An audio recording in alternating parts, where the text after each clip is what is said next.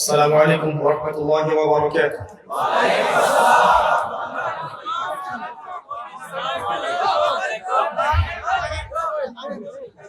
إن الحمد لله نحمده ونستعينه، من يهده الله فلا مضل له ومن يضلل فلا هادي له، ونشهد أن لا إله إلا الله وحده لا شريك له، ونشهد أن محمدا عبده ورسوله. أما بعد، فقد قال الله تعالى في كلامه المجيد والفرقانه الحميد بعد أعوذ بالله من الشيطان الرجيم.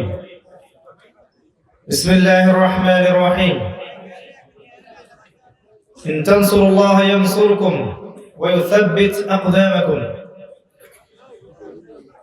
وقال الله تعالى: ولا تهنوا ولا تحزنوا وأنتم الأعلون إن كنتم مؤمنين.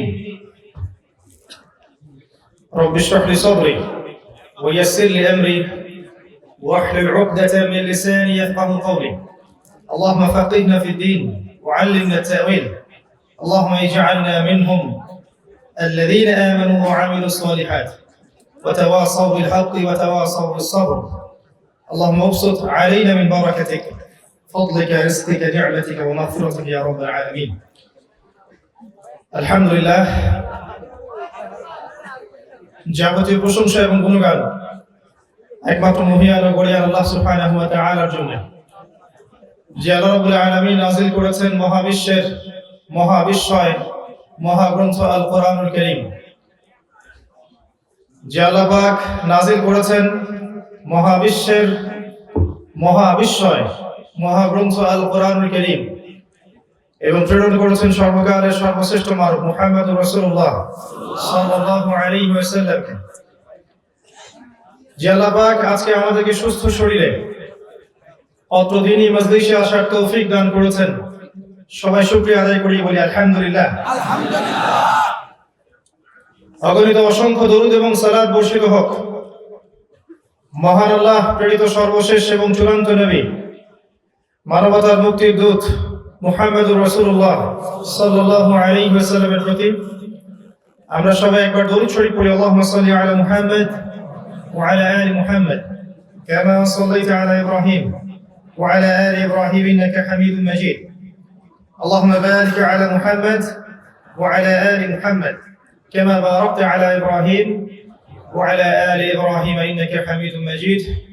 সম্মানিত লক্ষ্মীপুরবাসী, কেমন আছেন আপনারা? আলহামদুলিল্লাহ আলা কুল্লি হাল ফি কুল্লি মাকান। আজকে থেকে 1400 বছর আগে একটা যুগ ছিল, একটা সমাজ ছিল, যে সমাজটাকে আমরা বলতাম আইয়ামে জাহেলিয়া। কি বলতাম?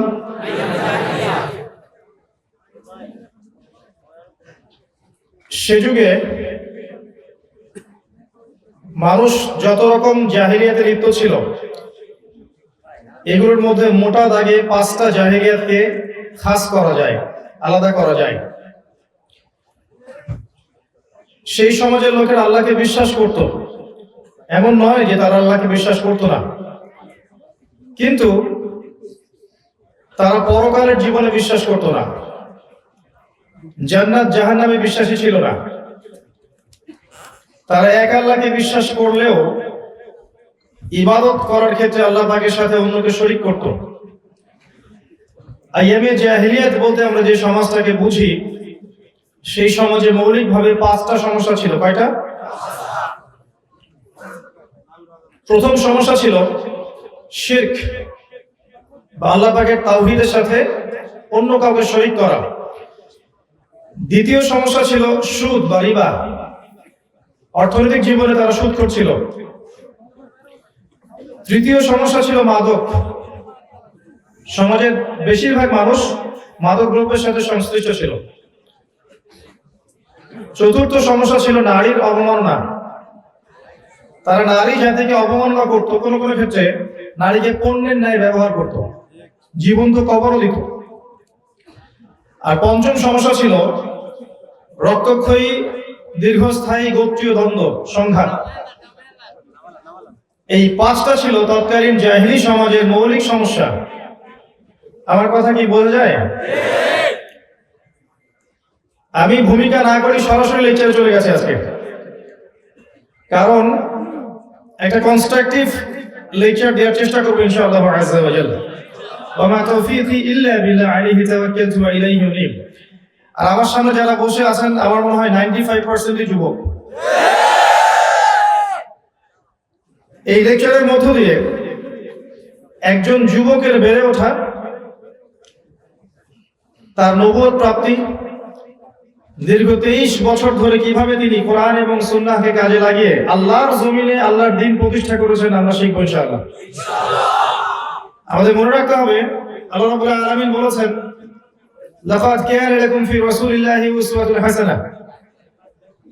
তোমাদের জন্য মুহাম্মদ সাল্লাল্লাহু আলাইহি ওয়াসাল্লামের মাঝেই আছে সর্বোত্তম আদর্শ।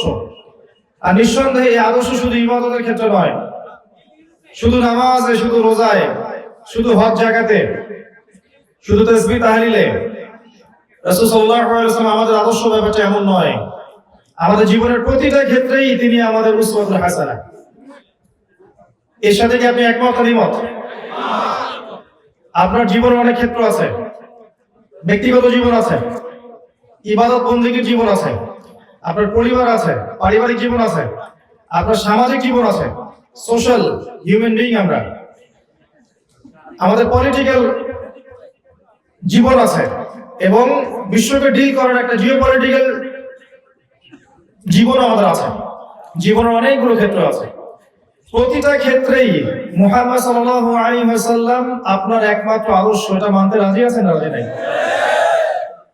যারা রাজি আছেন লেকচার তাদের জন্য, যারা রাজি নাই তাদের জন্য আমার লেকচার নয়। তারা অন্য কারো কাছ থেকে হেদায়েত খুঁজতে পারে, আমার কাছে তাদের জন্য কিছু নেই। একইভাবে আল্লাহ রাব্বুল আলামিন যে দিনটা আমাদেরকে দিয়েছেন আমানত, এই দিনের রক্ষণাবেক্ষণ, এর প্রচার, এর প্রসার, এর প্রতিষ্ঠার ক্ষেত্রেও রাসূল সাল্লাল্লাহু আলাইহি ওয়াসাল্লামই আমাদের একমাত্র আদর্শ। অন্য কোনো পথ পদ্ধতিতে গেলে আল্লাহ পাকের দিন সত্যিকার অর্থে প্রতিষ্ঠিত হবে না। কারণ দিন প্রতিষ্ঠা, দিনের প্রচার, প্রসার, সংরক্ষণ এগুলো বড় ইবাদত, তাই নয় কি? শুধু নামাজ পড়াই কি ইবাদত? যদি দিনের ভিত্তি না থাকে আমি কি নামাজ পড়তে পারবো? আইএমএ জাহিলিয়াতে 5টা সমস্যা ছিল, আপনাকে আগে আমি মিলিয়ে দেখাচ্ছি। এই 5টা সমস্যা বর্তমান বিশ্বে আছে। প্রথম সমস্যা শিরক। আপনি এই বিশ্বের প্রতিটা সেক্টরের দিকে তাকাবেন, দেখবেন বিশ্বের প্রতিটা সেক্টর এখন শিরকের আগ্রাসনে বা শিরকের অতল করে নিমজ্জিত আছে। অমুসলিম যারা, তাদের মধ্যে তো শিরক আছেই। মুসলিম যারা আমরা, আমাদের মধ্যেও শিরক আছে। কয়দিন আগে আমরা বলেছি, আমাদের মধ্যে অনেকেই বলেছে মেরি ক্রিসমাস, বলছে না? যখনই বলেছে মেরি ক্রিসমাস, তখন সে স্বীকার করে নিয়েছে যে 25শে ডিসেম্বর আল্লাহ রাব্বুল আলামিন ঈসা আলাইহিস সালামকে জন্ম দিয়েছেন। নাউযুবিল্লাহ। আমার কথা কি বোঝা যায়? যে বলেছে মেরি ক্রিসমাস, অ্যাজ এ মুসলিম কাউকে গ্রিট করতে গিয়ে বলেছে মেরি ক্রিসমাস, সে স্বীকার করে নিয়েছে যে ওই দিন আল্লাহ পাক পুত্র সন্তান জন্ম দিয়েছেন। নাউযুবিল্লাহ। তো তারা শিরক করছে, তারা বলছে আল্লাহ 3 জন। নাউযুবিল্লাহ। আল্লাহ, জিবরিল, ঈসা ইবনে মারইয়াম, ট্রিনিটি। তারা শিরক করছে। ইহুদরা শিরক করছে। ওয়াকালাতিল ইয়াহুদ উযাইর ইবনুল্লাহ, তারা বলছে উযাইর আল্লাহর সন্তান, তারা শিরক করছে। ওয়াকালাতিন নাসারা আল মাসীহ ইবনুল্লাহ, নাসারারা বলছে ঈসা ইবনে মারইয়াম আল্লাহর সন্তান, তারা শিরক করছে। অন্য ধর্মাবলম্বী যারা আছে দেখবেন সূর্য, চন্দ্র, গ্রহ, নক্ষত্র, স্ট্যাচু এগুলো ওয়ার্শিপ করছে। তারা শিরক করছে, তাদের সেকশন ডিফারেন্ট। কিন্তু মুসলিমরাও তো শিরক করছে। মুসলিমদের মধ্যে কবর পূজা নাই, মাজার পূজা নাই। মুসলিমরা তাকদীর, ভাগ্যকে অস্বীকার করছেন অনেকেই। অনেক মুসলিম আল্লাহর হালালকে হারাম করছে না, আল্লাহর হারামকে হালাল করছে না। মুসলিমরা এই আকীদা রাখে নাকি যে আল্লাহ ছাড়া কেউ পরকালে আমাকে নাজাত দিতে পারবে? আল্লাহ ছাড়া কারোর জন্য মানুষ কি দোয়া করছে না? আল্লাহ ছাড়া কারোর জন্য কি মানুষ সিজদা করছে না? আল্লাহ ছাড়া অন্য কারোর জন্য কি মুসলিমরা নজর করছে না, কুরবানি করছে না, সন্তান চাচ্ছে না? এগুলো কি মুসলিমরা করছে না? তো মুসলিমদের ভিতরে শিরক নাই? আচ্ছা, এগুলো তো ধর্মতাত্ত্বিক কথা বললাম। আপনি এডুকেশন সেক্টরে যান, সেখানে গিয়ে দেখবেন আপনাকে জ্ঞানের সংজ্ঞা শেখানো হবে যে পরীক্ষা নিরীক্ষা যুক্তি দর্শন বিজ্ঞান দিয়ে যা প্রমাণ করা যায় সেটাই জ্ঞান। এই সংজ্ঞা শিখেছেন না? শেখেন না স্কুলে, কলেজে, ইউনিভার্সিটিতে? পরীক্ষা নিরীক্ষা যুক্তি দর্শন বিজ্ঞান এগুলোর মানদণ্ডে যা উঠে আসবে সেটাই জ্ঞান। তাহলে আল্লাহকে আপনি ল্যাবে প্রমাণ করেন, মালায়েকা ফেরেশতা যারা এই জায়গা এখন ঘিরে রেখেছেন আপনি দেখছেন, তাকে কি ল্যাবে প্রমাণ করতে পারবেন? আগের আসমানি কিতাবগুলো দেখেছেন? আগের নবী রাসূলদেরকে দেখেছেন? ইয়াউমুল আখির, আপনার কবরের আযাব, প্রশ্নোত্তর, কিয়ামতের মাঠের এই যে আমলনামা ছুড়ে দেয়া, মিজান, উলসিরাত, জান্নাত, জাহান্নাম, রূহ বা আত্মা দেখেছেন? এগুলোকে ল্যাবে প্রমাণ করতে পারবেন? ওয়াল কদরি খাইরি ওয়া শাররি, তাকদীরের ভালো মন্দ, ঈমানের 6 নম্বর পিলার, ভাগ্যকে ল্যাবে প্রমাণ করতে পারবেন?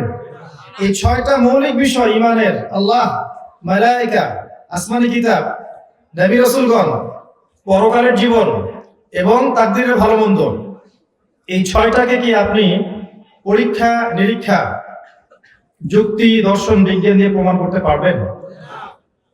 তাহলে তাদের এপিস্টেমোলজি মতে, তাদের জ্ঞান তত্ত্ব মতে এগুলোর কোনো অস্তিত্ব নাই। এখন যদি আপনি এই জ্ঞানের ডেফিনেশন মেনে শিক্ষা অর্জন করতে যান, আপনি এডুকেশন সেক্টরে শিফট করছেন। বুঝতে পারলেন কথা? যদি আপনি এই তত্ত্ব মেনে নেন যে জ্ঞান এভাবেই আসতে পারে, অন্য কোনো ভাবে জ্ঞান আসতে পারে না মানুষের কাছে, তাহলে আপনি শিক্ষা ক্ষেত্রে শিরক করছেন। কি করছেন? কারণ আমরা কোরআনে দেখছি আল্লাহ পাক বলছেন ওয়াআল্লামা আদামাল আসমাআ কুল্লাহা, আল্লাহ পাক আদম আলাইহিস সালামকে জ্ঞান শিক্ষা দিয়েছেন। আদম আলাইহিস সালামের কাছে জ্ঞান ছিল না, আল্লাহ তাকে সমস্ত নাম শিক্ষা দিয়েছেন। জ্ঞানের সোর্স কে? আল্লামাল ইনসান মা লাম ইয়ালাম, মানুষকে সেই জ্ঞান শিক্ষা দিয়েছি যা মানুষ জানতো না। জ্ঞানের সোর্স কে? ওয়াকুলিল হাক্কু মির রাব্বিকুম, হক তোমার রবের পক্ষ থেকে আসে। ফালা তাকুনান্না মিনাল মুমতারিন, হকের সোর্স কে? তো আমরা বিশ্বাস করি যে জ্ঞান আল্লাহর পক্ষ থেকে আসে। আল্লাহ রাব্বুল আলামিন আদম আলাইহিস সালামকে জ্ঞান শিক্ষা দিয়েছেন এবং বাই ডিএনএ জ্ঞান আমাদের মধ্যে ছড়িয়ে পড়েছে। এরপরেও মানুষ বুদ্ধি দিয়ে, অভিজ্ঞতা দিয়ে, সমন্বয় মতবাদ দিয়ে জ্ঞান শেখে। শুধুমাত্র পরীক্ষা নিরীক্ষা পর্যবেক্ষণই জ্ঞানের একমাত্র সোর্স নয়। যদি আপনি এটা বিশ্বাস করেন তাহলে আপনি শিক্ষা ক্ষেত্রে শিরক করছেন। জ্ঞান কোথা থেকে আসে? আল্লাহর পক্ষ থেকে আসে। এখন আপনি এই ওদের ভাষায় বলছি আর কি, আল্লাহর প্রতিশব্দ কখনো গড হতে পারে না, তাদের ভাষায় বলছি, আপনি গডলেস সভ্যতাকে কি এটা বোঝাতে পারবেন যে জ্ঞান আল্লাহর পক্ষ থেকে আসে? তারা কি বিশ্বাস করবে? তারা এটা বিশ্বাস করবে, ওদের তত্ত্বটা বিশ্বাস করবে।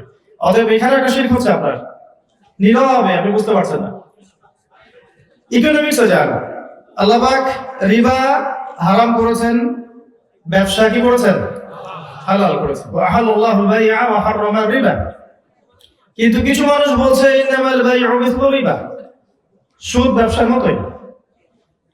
এবং পুরো ওয়ার্ল্ড ওয়াইড যে ইকোনমিক সিস্টেম লঞ্চ করা হয়েছে, স্পেশালি ব্যাংকিং সিস্টেম, এটা সুদ ভিত্তিক। এখানে হয় আপনাকে সুদ খেতে হবে, না হলে দিবেন, না হলে সাক্ষী থাকবেন, না হলে লিখে রাখবেন। আর এই 4 শ্রেণীর মানুষকে নবী সাল্লাল্লাহু আলাইহি ওয়াসাল্লাম সমানভাবে লানত করেছেন। অনেকদিন বলেছি আমি যে সুদের পাপের 73টা শাখা আছে, তার সবচেয়ে নিম্ন শাখাটা কি? নিজের মায়ের সাথে, বলেন না, লজ্জা লাগে না? নিজের মায়ের সাথে। নবী সাল্লাল্লাহু আলাইহি ওয়াসাল্লাম এমন একজন মানুষ ছিলেন যিনি এই জিনা শব্দটা মুখে উচ্চারণ করতে চাইতেন না। তিনি এত ভদ্র মানুষ ছিলেন, মানে কথাটা বলতেও চাইতেন না। এক সাহাবী তাকে এসে বলেছিলেন যে আমি একটা পাপ করে ফেলেছি, ইয়া রাসূলুল্লাহ, আমাকে পবিত্র করুন। নবী সাল্লাল্লাহু আলাইহি ওয়াসাল্লাম বলেন, কি করেছো তুমি? সে বলছে, আমি আল্লাহর হুদুদগুলোর মধ্যে একটা সীমা লঙ্ঘন করেছি। তো নবীজি মুখ ফিরিয়ে নিচ্ছেন বারবার। বলছেন বাসায় গিয়ে তওবা করে আল্লাহ মাফ করে দিবেন। তিনি মুখ ফিরিয়ে নিচ্ছেন, সে আবার সামনে আসে, ইয়া রাসূলুল্লাহ আমাকে পবিত্র করেন। আবার এদিকে মুখ ফেরাচ্ছেন, আবার সামনে আসে, ইয়া রাসূলুল্লাহ আমাকে পবিত্র করেন।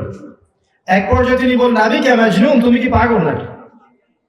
তখন তিনি বলছেন, না ইয়া রাসূলুল্লাহ আমি পাগল নই, আমি একটা নারীর সাথে, একটা মেয়ের সাথে অবৈধ কাজ করেছে।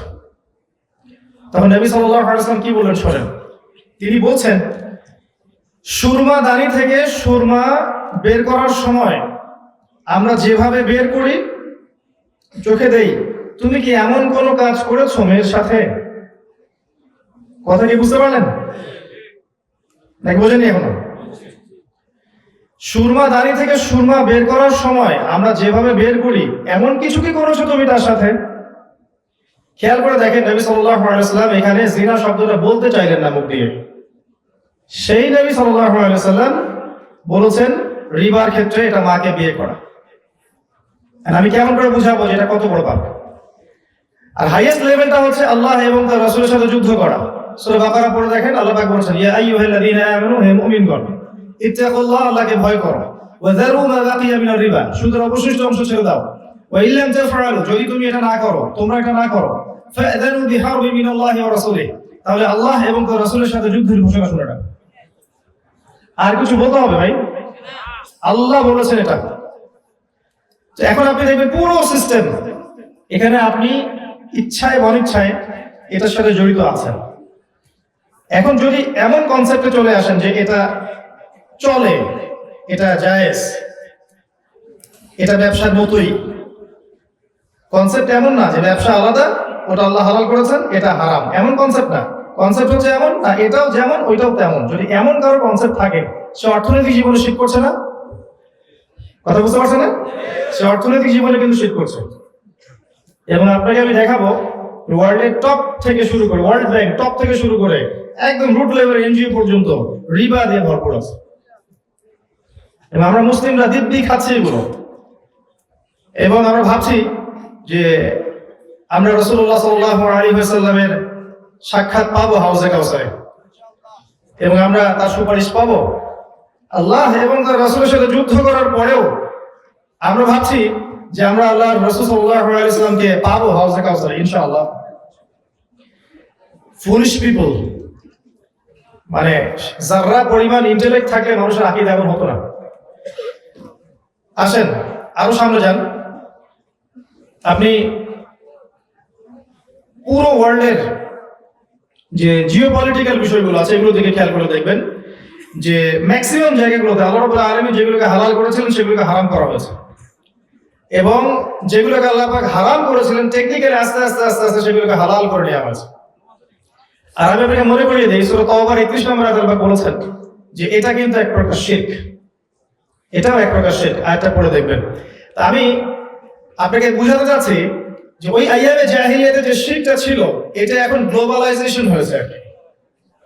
কথা কি বুঝতে পারেন? আচ্ছা, 2 নম্বরটাতে আসলে রিবা।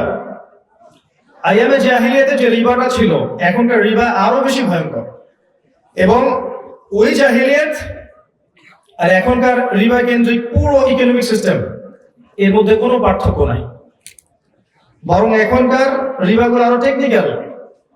আগে ছিল স্পষ্ট, এখন আপনাকে ঘুরিয়ে ফিরিয়ে এমন ভাবে খাওয়া হবে যে কখন আপনার রক্ত চুষে ফেলা হয়েছে আপনি টেরি পান নাই। পাবেন যখন সামনে দেখবেন যে আপনার মুদ্রার মান কমে যাচ্ছে, এবং আপনার শ্রম নিয়ে ওয়ার্ল্ডের একটা অংশ দিন দিন আরো রিচ করবে, এবং আরেকটা অংশ দিন দিন প্রপার্টি ডিস্ট্রিবিউশনের মধ্যে যাবে, তখন বুঝতে পারবে যে হ্যাঁ আসল ব্যাপারটা কি ছিল। আমি ওইদিকে যাচ্ছি না, এগুলো একটু ডিফিকাল্ট সাবজেক্ট, ওয়াজ মাহফিলের জন্য না। এবার আসেন 3 নম্বর সমস্যা, ওখানকার মাদক। এখনকার বিশ্বের দিকে তাকিয়ে দেখেন, এই সিগারেট থেকে শুরু করে একদম ইয়াবা পর্যন্ত, স্পেশালি যুব সমাজ, ম্যাক্সিমাম মাদ্রাসা লাইনের ছেলেরা না, দেখবেন বাইরের ছেলেরা ম্যাক্সিমামই দেখবেন মাদকের সাথে সম্পৃক্ত আছে। আছে না? কোনো না কোনো ক্ষেত্রে আছে। সিগারেট না খেলে স্মার্ট হওয়া যায় না, তাই না ভাই? অনেকে তো গার্লফ্রেন্ডকে সন্তুষ্ট করার জন্য সিগারেট খায়, স্টাইল। যদি মিউজিক করেন তাহলে তো আপনাকে আবার এগুলো খেতেই হবে, তাই না? আমাদের এলিট সোসাইটির যে ছেলেরা আছে, ধনী দুলাল যারা, এরা কি ক্যাসিনোতে যাচ্ছে না, জুয়া খেলছে না, বারে গিয়ে অ্যালকোহল খাচ্ছে না? দেখবেন তাদের জন্য আলাদা ব্যবস্থা করা হচ্ছে বিভিন্ন স্পা সেন্টার গুলোতে। তারা সেখানে আসবে, মানে মাদক সেবন করবে, জেনা করবে, সেফলি চলে যাবে। এরকম আছে না? খবর দেখেন, নিউজগুলো দেখেন, দেখবেন প্রায়ই দেখবেন প্রশাসন থেকে এরকম রেড দেওয়া হয় এবং এদেরকে উদ্ধার করা হচ্ছে। দেখবেন সেকুলার চ্যানেলগুলোতে দেখবেন এই যে মাদকের ব্যাপক সয়লাভ, এটা ওই যে জাহিলিয়াত এখন আপনার একটা বৈশ্বিক রূপ লাভ করেছে, কোনো কিছু চেঞ্জ হয়নি। 4 নম্বরে যান, নারীর অবমাননা। ওই যুগে মেয়েকে জীবন্ত কবর দেওয়া হতো, এই যুগেও দেখবেন যদি জানতে পারে অনেকেই যে গর্ভের সন্তানটা মেয়ে সন্তান, দেখবেন অ্যাবর্শন করে ফেলবে। এমন অনেক কান্ট্রি আছে এই ওয়ার্ল্ডে যারা মেয়ে সন্তানের খবর পেলে অ্যাবর্শন করতে ডাক্তারকে টাকা পে করে। তাদের থিমটা অনেকটা এমন যে 10,000 টাকা খরচ করে ভবিষ্যতের 10 লাখ টাকার খরচ থেকে বেঁচে যাও। কথা বুঝতে পারলেন কি? ওই মেয়েটা বেঁচে থাকলে ভবিষ্যতে 10 লাখ টাকা দিয়ে বিয়ে দিতে হবে, তো 10,000 টাকা খরচ করো, অ্যাবর্শন করো, পরে ভবিষ্যতে 10 লাখ টাকার খরচা বেঁচে গেল। নাউজুবিল্লাহ। এটা কি আইয়ামে জাহিলিয়াতের চেয়ে বড় জাহিলিয়াত না? আইয়ামে জাহিলিয়াতে মেয়েদেরকে অনেক সময় দেখা যেত তাদেরকে বৈবাহিক অধিকার দেওয়া হতো না। এখন আপনি সোসাইটির দিকে তাকিয়ে দেখেন, ওয়ার্ল্ড ওয়াইড বিবাহ বহির্ভূত জেনা, ব্যভিচার আর পরকীয়া বেড়েছে না কমেছে? এগুলো কি জায়েজ? এগুলো আইয়ামে জাহিলিয়াতের সুন্নাত নয় কি? আচ্ছা, প্রগতির নামে, অগ্রগতির নামে পোশাক, নারীর পোশাক পরিবর্তন হয়নি? মেয়ে এখন ছেলের পোশাক পরছে না, আবার ছেলেরাও কিন্তু মেয়ের পোশাক পরছে। আমি বলি যে এখানে পোশাক মানে শুধু বাহ্যিক পোশাক নাও হতে পারে, এখানে পোশাক মানে আরেকটা ব্যাপার আছে। বাহ্যিক পোশাক তো সেই কবেই পরিবর্তন হয়েছে। আপনি আমাদের শহরে চলেন, ঢাকায়, আপনি যেদিকে তাকাবেন দেখবেন জিন্স আর টি শার্ট, জিন্স আর টি শার্ট পাবেন না? কিয়ামতের আর কোন সাইনের জন্য বসে আছেন? কিয়ামতের আর কোন সাইনের জন্য বসে আছেন? রাসূল সাল্লাল্লাহু আলাইহি ওয়াসাল্লাম বলেছিলেন যে আখিরুজ জামানে এক শ্রেণীর মেয়ে আসবে, নিসাউন কিয়াসিয়াতুন আরিয়া। নবীজি বলেছেন আমি ওদেরকে দেখি নাই, তারা আসবে শেষ জামানায়। মহিলাতুন মামিলা, যারা কাপড় পরবে, নগ্ন থাকবে এবং নিজে আকৃষ্ট হবে, অন্যকে আকৃষ্ট করবে, এবং তারা পুরুষের পোশাক পরবে। এরকম একটা হাদিস আছে যে পুরুষ নারীর পোশাক পরবে আর নারী পুরুষের পোশাক পরবে। আর কোন সাইনের জন্য অপেক্ষা করছেন? এখানে আরেকটা সাইন, শুধুমাত্র বাহ্যিক পোশাক না, এটা একটা functional role. Women will play the functional role of men in society. মহিলারা পুরুষের রোল প্লে করবে সোসাইটির মধ্যে।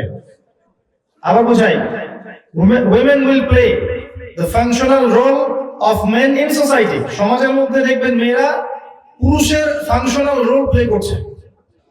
যেখানে যাবেন দেখবেন এই চেয়ারগুলোতে, বড় বড় চেয়ারগুলোতে মেয়েরা। Let's go to bank, shopping malls, finance center, anywhere you wish, আপনি যান দেখবেন এই চেয়ারগুলোতে তারা বসে আছে। এয়ারপোর্ট, ফ্রম এয়ারপোর্ট, সব জায়গায়। এবং ড্রেস আপ, এটা কি বলে? Formal dress up. আমাদের মতো pant, suit, looks crazy, you know, এটাকে মানে পাগলের মতো দেখায়। সুন্দর লাগে না কিন্তু আসলেই। মানুষ মনে করছে যে সুন্দর লাগে, সুন্দর লাগে, ডিগনিটি বাড়ে, সম্মান বাড়ে। যখন একটা নারীর দেহের অঙ্গ প্রত্যঙ্গ বাইরে থেকে বোঝা যায়, তার সম্মান বাড়ে। তাহলে শপিং মলের বাইরে যে নারীর মূর্তিগুলো আছে, ওদের সম্মান থাকতে অনেক বেশি, যাদের গায়ে কাপড় পরিয়ে রাখা হয়েছে। দেখেন নাই? আইসক্রিম বিক্রি দেখেছেন? আইসক্রিম বিক্রি সম্মান বেড়েছে না? এগুলো সম্মান বাড়ানোর মানদণ্ড। নারী পুরুষের রোল প্লে করবে, আবার পুরুষও নারী রোল প্লে করবে। এখনকার যে পুরুষের জেনারেশন আছে, আমাদের আগের জেনারেশন যারা ছিল, সাহাবায়ে কেরাম, তাবেঈন, তারপরে ইসলামী খেলাফার আন্ডারে যারা যারা ছিল, ওই সময়কার বীর যারা ছিল, শৌর্য বীর্য থাকতো, গাম্ভীর্য থাকতো, ব্যক্তিত্ব থাকতো। দেখবেন দিন দিন দিন দিন পুরুষদের ব্যক্তিত্ব কমে যাচ্ছে। আপনি খেয়াল করে দেখেন, পুরুষদের ব্যক্তিত্ব দিন দিন কমে যাচ্ছে, অ্যাটিটিউড বিহেভিয়ার কমে যাচ্ছে। সিলি, আমরা একটা কথা শুনতাম ছোটবেলায়, যে ছোটখাটো বিষয় নিয়ে ঝগড়া করা কারের স্বভাব। আমরা মনে করতাম এমন, আমরা মনে করতাম, কিন্তু সত্যিকার অর্থে কি জানেন, এখন এই স্বভাবটা চলে আসছে পুরুষদের মধ্যে।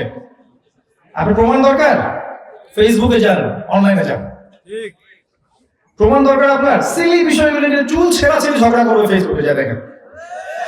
এটা কার স্বভাব জানেন? মেয়েদের স্বভাব। মাইন্ডসেট চেঞ্জ হয়ে গেছে কিন্তু। আর মেয়েদেরকে দেখেন রাস্তায় দাঁড়িয়ে ডাকবে, এই খালি এদিকে, গলার টোন ছেলেদের মতো। বসে আছে এক জায়গায়, আপনি গেলেন তার কাছে কিছু সার্ভিস দিবেন, আপনার সাথে এমন ভাবে কথা বলবে যেন সে ছেলে। ওই অ্যাটিটিউড ছেলে হয়ে গেছে, চেঞ্জ হয়ে গেছে মাইন্ডসেট পর্যন্ত। খেয়াল করে দেখবেন। একটা কথা মনে রাখবেন, আল্লাহ রাব্বুল আলামিন উভয়কে আলাদা আলাদা ফাংশন দিয়েছেন। মেয়ের ফাংশন আল্লাহ পাক তৈরি করে দিয়েছেন, ছেলের ফাংশন আল্লাহ পাক আলাদা করে দিয়েছেন। যখন এখানে আমরা কলুশন সৃষ্টি করব, তখন সামাজিক কাঠামোটা পড়ে যাবে। কি হবে? সামাজিক কাঠামো পড়ে যাবে। আল্লাহ পাকের বিধান অনুযায়ী সুশৃঙ্খল থাকতে পারলে সমাজ টিকে থাকবে, পরিবারগুলো টিকবে, ফাসাদ কম হবে, জেনা, ধর্ষণ, পর্নোগ্রাফি, ব্যভিচার, পরকীয়া কমে যাবে ইনশাআল্লাহ। আমি এতটুকু বলছি, ওই আইয়ামে জাহিলিয়াতের সেই নারীর অবমাননা আজকের যুগেও আছে, নাই? আমরা কি পর্নোগ্রাফি সম্পর্কে জানি? আমরা কি বিউটি কন্টেস্ট সম্পর্কে জানি? আমরা কি মেয়েদের ক্যাটওয়াক ফ্যাশন শো সম্পর্কে জানি? এই বিষয়গুলোতে মেয়ের কি ডিগনিটি বেড়েছে না কমেছে? যে কোনো পণ্য কিনতে যান, সেখানে আপনি কি দেখবেন? একটা মেয়ের নগ্ন ছবি। এটাতে মেয়ের সম্মান বেড়েছে না কমেছে? যদি কেউ মনে করে এগুলোতে সম্মান বাড়ছে, তাহলে তার তো মঙ্গল গ্রহে থাকা দরকার, পৃথিবীতে থাকা দরকার আছে? কিছু চেঞ্জ হয়নি। 5 নাম্বার, গোত্রীয় হানাহানি। আপনি খেয়াল করে দেখবেন, ওই যে আইয়ামে জাহিলিয়াতের গোত্রীয় দ্বন্দ্ব, এখন এটা কোনো কোনো ক্ষেত্রে ধর্মীয় দ্বন্দ্ব, কোনো কোনো ক্ষেত্রে পলিটিক্যাল দ্বন্দ্ব, কোনো কোনো ক্ষেত্রে বৈশ্বিক দ্বন্দ্ব রূপ নিয়েছে। খেয়াল করে দেখেন, সেম সুন্নাহ। ধর্মের মধ্যে দেখবেন শততা বিভক্ত, একে অপরের সাথে গাদা ছড়াছড়ি, কিবত তোমাদের সংস্কৃতি চর্চা করছে, শততা বিভক্ত, এবং সম্পর্ক ভালো নাই। এই যে ব্যাপারগুলো, ধর্মতাত্ত্বিক ভাবে আমরা একে অপরের সাথে লেগে আছি কোন কোন ক্ষেত্রে, আবার দেখবেন কোন কোন ক্ষেত্রে পলিটিক্যালি লেগে আছে। অথচ আমরা সবাই কিন্তু ভাই, সবাই মুসলিম, সবাই এক আল্লাহর বান্দা, আমাদের মধ্যে কিন্তু কোনো পার্থক্য নেই। আবার দেখেন জিওপলিটিক্যালি দেখবেন, এক রাষ্ট্র আরেক রাষ্ট্রকে আক্রমণ করা, এক ইকোনমিক স্যাংশন দেয়া, একে সামরিক হস্তক্ষেপ করা, এই রাষ্ট্রের মধ্যে ফাসাদ সৃষ্টি করা, এগুলো লেগেই আছে সারা ওয়ার্ল্ডের মধ্যে। ফার্স্ট ওয়ার্ল্ড ওয়ার দেখেন, সেকেন্ড ওয়ার্ল্ড ওয়ারকে দেখেন, বড় বড় যুদ্ধগুলোর দিকে তাকিয়ে দেখেন, ওই আইয়ামে জাহিলিয়াতের ওই যে গোত্রীয় দ্বন্দ্ব, এটা এখন বৈশ্বিক রূপ লাভ করেছে। আপনাকে দেখতে হবে অবশ্য 2 চোখ দিয়ে। কয় চোখ দিয়ে ভাই? এই 2 চোখ না, এই 1 চোখ আর এই 1 চোখ। আমাদের এই 2টা চোখ আল্লাহ দিয়েছেন। লাহুম কুলুবুন লা ইয়াফকাহুনা বিহা ওয়া লাহুম আ'য়ুনুন লা ইবসিরুনা বিহা ওয়া লাহুম আযানুন লা ইয়াসমাউনা বিহা উলাইকা কাল আন'আম বাল হুম আদাল ওয়া উলাইকা হুমুল গাফিলুন। আল্লাহ পাক বলেছেন, হৃদয় দিয়েছিলাম উপলব্ধি করে নাই, 2 চোখ দিয়েছিলাম দেখেনি, চোখ দিয়েছিলাম দেখে নাই, কান দিয়েছি শোনেনি, এরা গবাদি পশুর মতো ছিল, বরং তার চেয়ে নিকৃষ্ট ছিল। 2 চোখ খোলেন, কখন খুলবে? আপনার ভিতরের চোখ কখন খুলবে? যখন আপনার হৃদয়ের মধ্যে আল্লাহর নূর আসবে। কি আসবে ভাই? বাজারে কিনতে পাওয়া যাবে নূর? কখন আসবে? যখন আপনার মনের মধ্যে হিংসা দূর হবে, আগে গীবতের সংস্কৃতি দূর করতে পারবেন, অহংকার থাকবে না, রিয়া থাকবে না, মনের মধ্যে কারো প্রতি পরশ্রী কাতরতা থাকবে না, কোনো বিদ্বেষ থাকবে না, মনটা হবে ফ্রেশ, কলবুন সালিম। এরপরে আপনি আল্লাহর আদেশগুলো মেনে চলবেন, সালাত করবেন, তাহাজ্জুদ করবেন, সাদাকা করবেন, কোরআন বেশি বেশি তেলাওয়াত করবেন, আল্লাহর জিকির বেশি বেশি করবেন, আল্লাহর কাছে বেশি বেশি দোয়া করবেন। দেন আপনার কলবে ইনশাআল্লাহ নূর আসবে। তখন আপনি 2 চোখ দিয়ে দেখতে পারবেন ইনশাআল্লাহ। যে 5টা সমস্যার কথা বললাম, এই 5টা সমস্যা এখনকার বিশ্বে আছে এবং আরো বড় মাত্রায় আছে। আপনাকে বুঝতে হলে 2 চোখ দিয়ে দেখতে হবে। এবার আসেন সামনে যাই। বিসমিল্লাহ। এইরকম একটা সমাজে আল্লাহ পাক একজন যুবককে বড় করেছেন। ঠিক আপনার আমার মতোই যুবক ছিলেন তিনি, এবং যৌবন কালেও তিনি কোনো পাপে লিপ্ত হননি, কোনো পাপে না। তিনি তার প্রবৃত্তিকে নিয়ন্ত্রণ করে রেখেছেন, কোনো পাপে লিপ্ত হননি। বরং তিনি সমাজের এই সমস্যাগুলোকে ফাইন্ড আউট করে হিলফুল ফুজুর তৈরি করেছিলেন। কি করেছিলেন? উদ্দেশ্য কি ছিল? সমাজটাকে কি করা? সংস্কার করা। এক পর্যায়ে তিনি যখন বিয়ে করলেন, তার জীবনে আসলো একজন মহিয়সী নারী, তার নাম খাদিজাতুল কুবরা রাদিয়াল্লাহু আনহা। বাই দ্য ওয়ে, আমরা কার কথা বলছি? মুহাম্মদ রাসূলুল্লাহ সাল্লাল্লাহু আলাইহি ওয়াসাল্লাম। তখন তার বয়স 25, খাদিজা রাদিয়াল্লাহু আনহার বয়স কত? 40। বিয়ে করলেন। সমাজের সমস্যাগুলোকে দূর করার জন্য হিলফুল ফুজুর তৈরি করেছিলেন। যখন দেখলেন সমাজের ফাসাদগুলো আরো বেড়ে চলেছে, সমাজ থেকে ডিসকানেক্টেড হয়ে গেলেন, নির্জনতা পছন্দ করতে লাগলেন, হেরা গুহায় ধ্যান করতে লাগলেন, একাকী থাকতে লাগলেন, আল্লাহকে ডাকতে লাগলেন। এক সময় তার কাছে আল্লাহর পক্ষ থেকে কি আসলো? ওয়াহি। ওয়াহিটা কি জিনিস আবার? এখনকার গডলেস ওয়ার্ল্ডকে বোঝাতে পারবেন ওয়াহি বলে কিছু আছে? আল্লাহর পক্ষ থেকে জ্ঞান আসে, তারা তো বিশ্বাসই করবে না কখন। আল্লাহ পাক ওয়াহি নাযিল করলেন। প্রথম ওয়াহিটা কি ছিল ভাই? সূরা, কোন সূরা? সূরা আলাকের প্রথম 5 আয়াত। ইকরা বিসমি রাব্বিকাল্লাযী খালাক, খালাকাল ইনসানা মিন আলাক, ইকরা ওয়া রাব্বুকাল আকরাম, আল্লাযী আল্লামা বিল কলম, আল্লামাল ইনসানা মা লাম ইয়ালাম। পড়ুন আপনার রবের নামে, যিনি আপনাকে সৃষ্টি করেছেন। আমি খুব শর্ট করে নিয়ে আসছি ভাই, একটু সবর করেন। পড়ুন আপনার রবের নামে, যিনি আপনাকে সৃষ্টি করেছেন।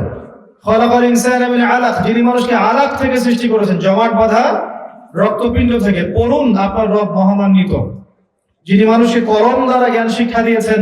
আল্লামাল ইনসানা মা লাম ইয়ালাম, মানুষকে সেই জ্ঞান শিক্ষা দিয়েছেন যা মানুষ জানতো না। প্রথম ওহী পড়ো কেন? কি কারণে?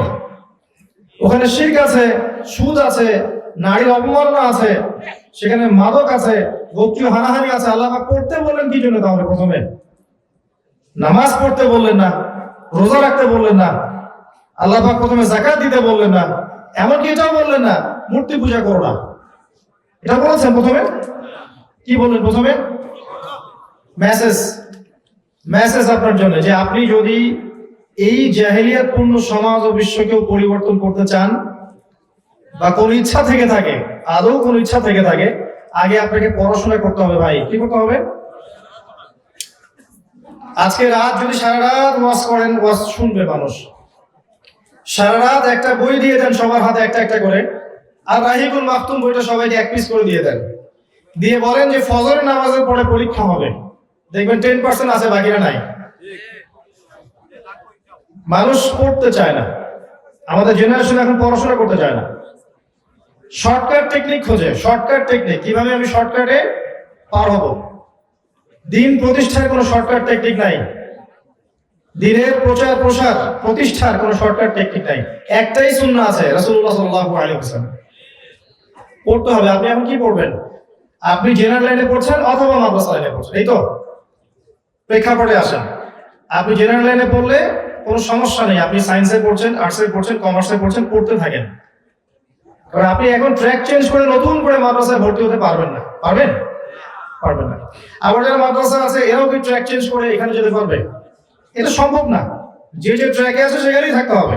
কিন্তু আপনাকে, আমাকে, সবাইকেই কিছু বেসিক সাবজেক্ট অবশ্যই পড়তে হবে। যদি আপনি if you want to deal the world, আপনি ওয়ার্ল্ডকে যদি ডিল করতে চান, কিছু বেসিক সাবজেক্ট আপনাকে পড়তেই হবে। For example Al Quran recitation, মানে তিলাওয়াত, হিপস, মেমোরাইজ, কিছু অংশ মেমোরাইজ করতে হবে, হিপস।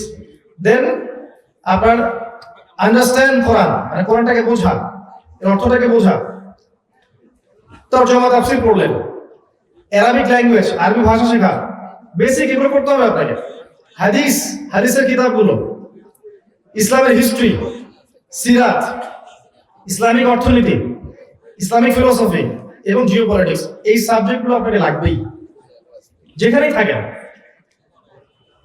আপনি পলিটিক্স করছেন, না ব্যাংকে আছেন, না প্রশাসনে আছেন, না সাধারণ মানুষ, না আপনি college varsity student, whoever you are, আপনাকে এই সাবজেক্টগুলো পড়তে হবে যদি আপনি ইসলামকে নিয়ে আগাতে চান সামনে। জ্ঞান অর্জন ছাড়া কিচ্ছু করার নাই প্রথমে। জ্ঞান অর্জন ছাড়া প্রথমে কিচ্ছু করার নাই, প্রথমে জ্ঞান অর্জন। আর এটাতে এত বেশি জোর দিবেন যাতে আপনি জ্ঞান দিয়ে ইসলামের বিরোধী শক্তি যারা আছে এদের সামনে জ্ঞান দিয়ে আপনি যুদ্ধ করতে পারেন। সম্ভব না? আল্লাহ পাক আমাদেরকে জ্ঞান দেন নাই? আমরা চর্চা করে পারবো না ইনশাআল্লাহ? যেগুলো পারবো না সেগুলো কি করব? অবশ্যই আলেম ওলামার কাছে গিয়ে জিজ্ঞাসা করবেন। এবার আসেন, আল্লাহ পাক পড়তে বললেন, নবী সাল্লাল্লাহু আলাইহি সাল্লাম বাসায় ফিরে আসলেন, তার স্ত্রী খাদিজা রাদিয়াল্লাহু আনহাকে বললেন যে আমি নিজেকে নিয়ে ভয় পাচ্ছি। খাদিজা রাদিয়াল্লাহু আনহা এমন একজন মহিয়সী নারী ছিলেন যিনি তাকে অভয় দিলেন, না আপনার কিচ্ছু হতে পারে না, আপনি এতিমের দেখাশোনা করেন, বিধবার খোঁজ নেন, আপনি অসহায়ের পাশে থাকেন, মিসকিনের পাশে থাকেন, আত্মীয়তার বন্ধন জুড়ে রাখেন, আপনাকে আল্লাহ পাক কখনো লাঞ্ছিত করবেন না। ঘরে যদি এমন একজন স্ত্রী থাকে আপনি সারা ওয়ার্ল্ডকে জয় করতে পারবেন ইনশাআল্লাহ আযজা ওয়া জাল। আমি প্রত্যেকটা ঘটনা বলে একটা করে মেসেজ দিয়ে যাব, আমি খালি থরলি বলে যাব না জিনিসগুলো। খাদিজা রাদিয়াল্লাহু আনহার মতো স্ত্রী যদি ঘরে থাকে আপনি এই বিশ্বকে জয় করতে পারবেন ইনশাআল্লাহ আযজা ওয়া জাল। এখন ফাইন্ড আউট করেন কতজন মানুষের ঘরে এমন সৌভাগ্যবান স্ত্রী থাকতে পারে, মহিয়সী স্ত্রী থাকতে পারে।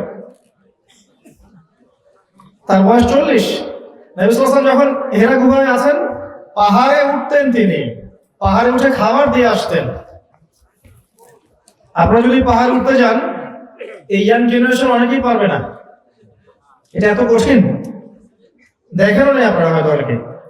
সেখানে তিনি খাবার দিয়ে আসতেন, পানি দিয়ে আসতেন।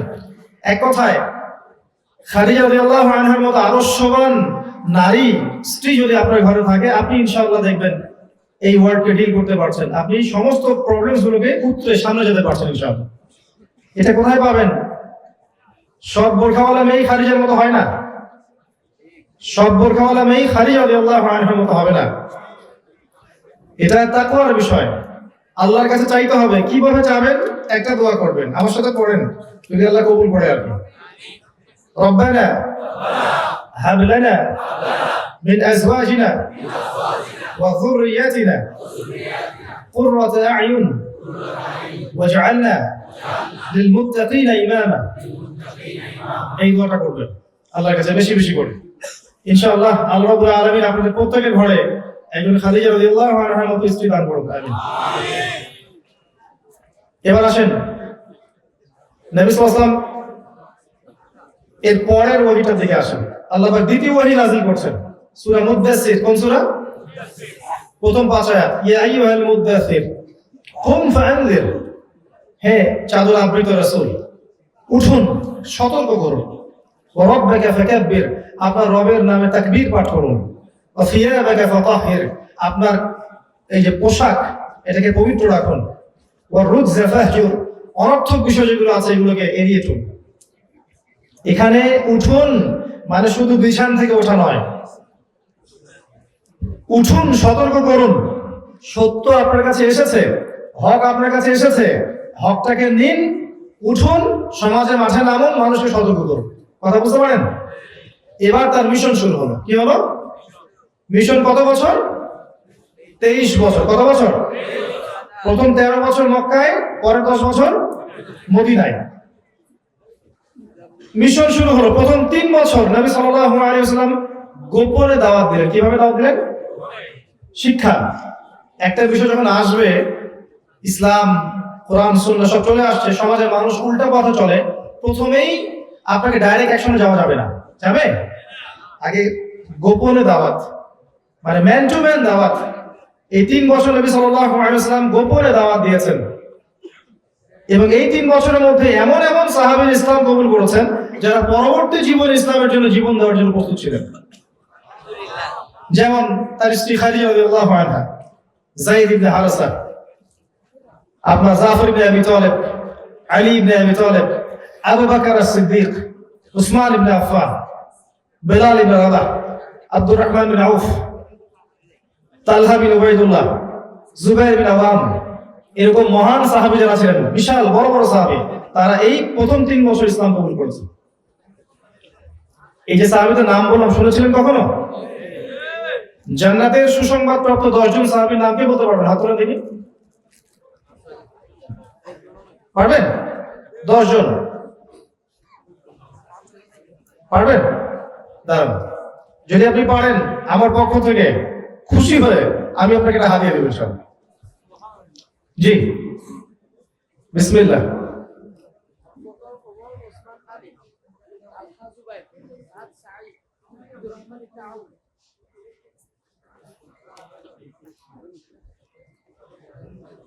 আবার বলেন। মাশাআল্লাহ, মাশাআল্লাহ, হাইয়াকাল্লাহ, মারহাবা, মারহাবা, জাযাকাল্লাহ। আপনি স্টেজে আসেন। মাশাআল্লাহ, তাকবীর, তাকবীর। আপনি এখানে বসেন, লেকচার শেষে আমার সাথে দেখা করবেন। এবার আসেন, আমি যদি বলতাম আপনাদেরকে বাংলাদেশ ক্রিকেট দলের 10 জন প্লেয়ারের নাম বলেন, কে কে পারবেন? হাত তোলেন।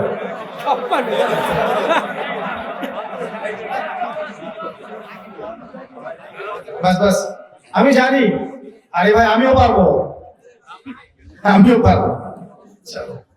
আচ্ছা, এবার 3 বছর দাওয়াত শুরু হলো গোপন। এবার শুনেন, আসল জায়গায় যাচ্ছি আমরা।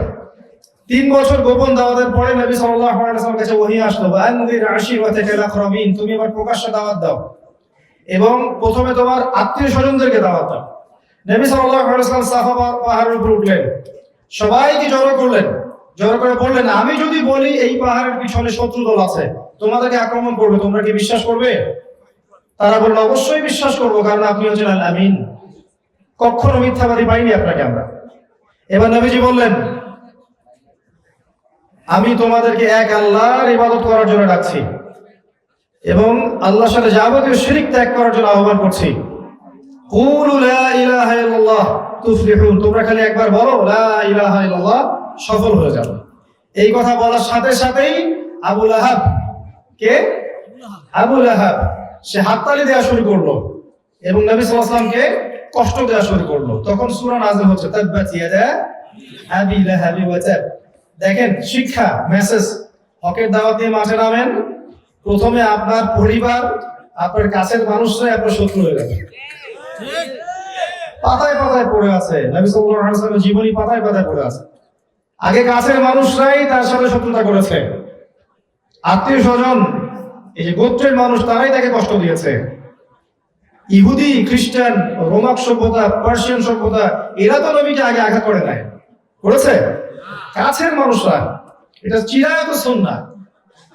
কিন্তু নবী সাল্লাল্লাহু আলাইহি ওয়াসাল্লাম দমে যান নাই, তাকে আঘাত করা হয়েছে, তাকে গালি দেয়া হয়েছে। আমার অ্যানালাইসিস মতে, আমি যতগুলো সিরাতের বই পড়েছি, আমি ভুল হতে পারি, তবে আমি পেয়েছি তাকে 15 বার গালি দেওয়া হয়েছে। 15টা গালি দেওয়া হয়েছে সারা জীবনে, 15টা আলাদা আলাদা গালি দেওয়া হয়েছে।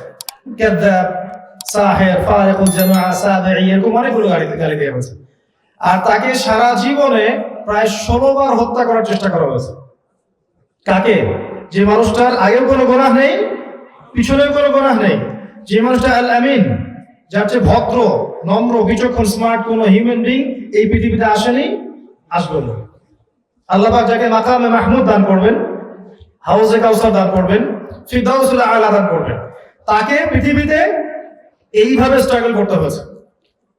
কখনো চাদর দিয়ে তার গলাকে পেঁচিয়ে ধরা হয়েছে, কখনো তার সেজদারত অবস্থায় তার গায়ের উপরে উঠে নাড়িভুড়ি চাপিয়ে দেওয়া হয়েছে, কখনো তাকে তরবারির নিচের অংশ দিয়ে এই মাথায় আঘাত করা হয়েছে, কড়া ভিতরে ঢুকে গেছে, কখনো তার দাঁত শহীদ হয়েছে, কখনো তার পা উহুদের মাঠে ফ্র্যাকচার হয়ে গেছে।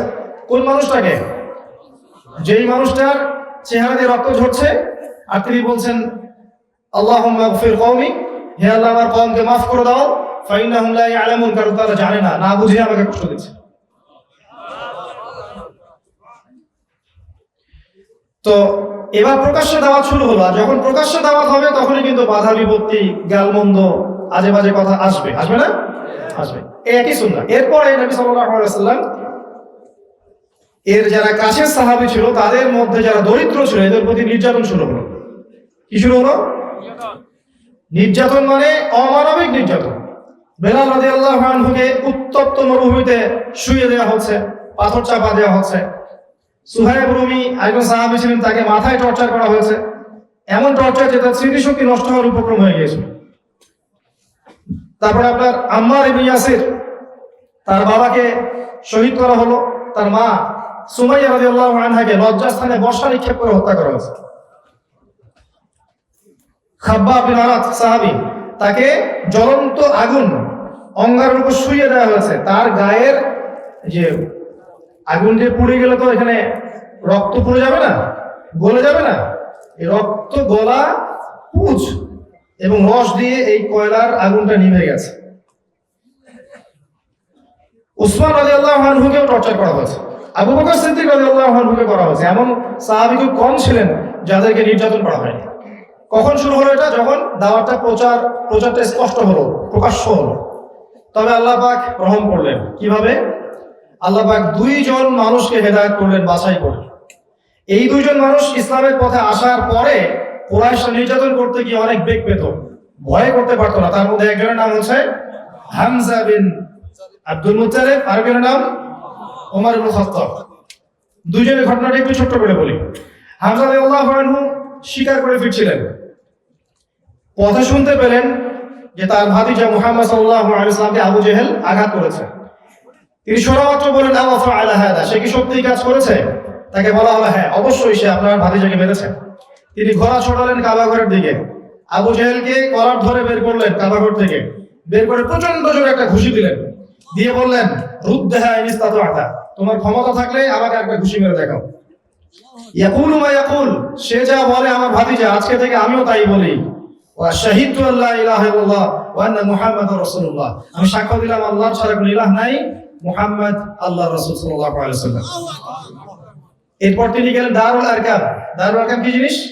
যেখানে সাহাবীরা বসে দিন চর্চা করতেন মক্কায়। সেখানে গিয়ে মুহাম্মদ সাল্লাল্লাহু আলাইহি ওয়াসাল্লামকে বললেন, ইয়া ইবনে আখি, হে আমার ভাতিজা, কুনতু আনসুরুকা লিল হামিয়া, আমি এর পূর্বে তোমাকে রক্তের সম্পর্কের কারণে সাহায্য করতাম, আলান এখন থেকে আনসুরুকা লিল ইসলাম, ইসলামের জন্য আমি তোমাকে সাহায্য করব। এই যে আল্লাহর সুন্নাহ হচ্ছে এরকম, আপনি দাওয়াতি কাজ করবেন, বাধা আসবে, আল্লাহ পাক কিছু বড় বড় মানুষকে আপনার সাথে নিয়ে আসবেন ইনশাআল্লাহ। যখন তারা আসবে তখন দাওয়াত আরো বেগবান হবে, দিন প্রতিষ্ঠা হুট করে হবে না, সিস্টেম আছে একটা। এই দৃশ্য দেখেছেন ওমর ইবনে খাত্তাব। তিনি কিন্তু তখন মুসলিম ছিলেন না। তিনি দেখে চিন্তা করলেন, তার থিঙ্কিং ছিল তখন যে এই সব সমস্যাগুলো একজন ব্যক্তিকে কেন্দ্র করে হচ্ছে, তার নাম মুহাম্মদ সাল্লাল্লাহু আলাইহি ওয়াসাল্লাম, তার ভিউ। অতএব তাকে যদি হত্যা করি তাহলে সব সমস্যা কি সমাধান। এরপরে আমি নিজেকে বনু হাশেমের কাছে সুপর্দ করব, বনু হাশেম আমাকে হত্যা করলে মিটে গেল, রক্তের মূল্য আদায় হয়ে গেল। তিনি তরোয়াল বের করে ছুটলেন। আপনারা জানেন প্রতিমধ্যে তিনি শুনলেন তার বোন ভগ্নিপতি ইসলাম কবুল করেছে, তাই না? তিনি সেখানে ছুটলেন, সেখানে গিয়ে দরজায় দাঁড়িয়ে শুনলেন ভিতরে তেলাওয়াত হচ্ছে, গুনগুন শব্দ হচ্ছে, কান লাগিয়ে শুনলেন। এরপর ভিতরে ঢুকে জিজ্ঞাসা করলেন, তোমরা কি পড়ছিলে? তার বোন বলল, আমরা তো এমন কিছু পড়ছিলাম না, আমরা আপোষে কথাবার্তা বলছিলাম। তিনি বললেন যে ফালা তাকদিবা, মিথ্যা কথা বলবে না, আমি শুনেছি যে তোমরা সাহাবী হয়ে গেছো, মানে ধর্মত্যাগী হয়ে গেছো। তখন তারা উমর রাদিয়াল্লাহু আনহুর কাছে ধরা পড়ে গেলেন। উমর ইবনে খাত্তাব রাদিয়াল্লাহু আনহু তাদেরকে সেখানেই মারধর শুরু করলেন। এক পর্যায়ে যখন তিনি ঠান্ডা হলেন, তিনি কোরআনের একটা নুসখা, মানে একটা কপি, জাস্ট একটা চামড়ায় কোরআন লেখা ছিল, এটা দেখলেন।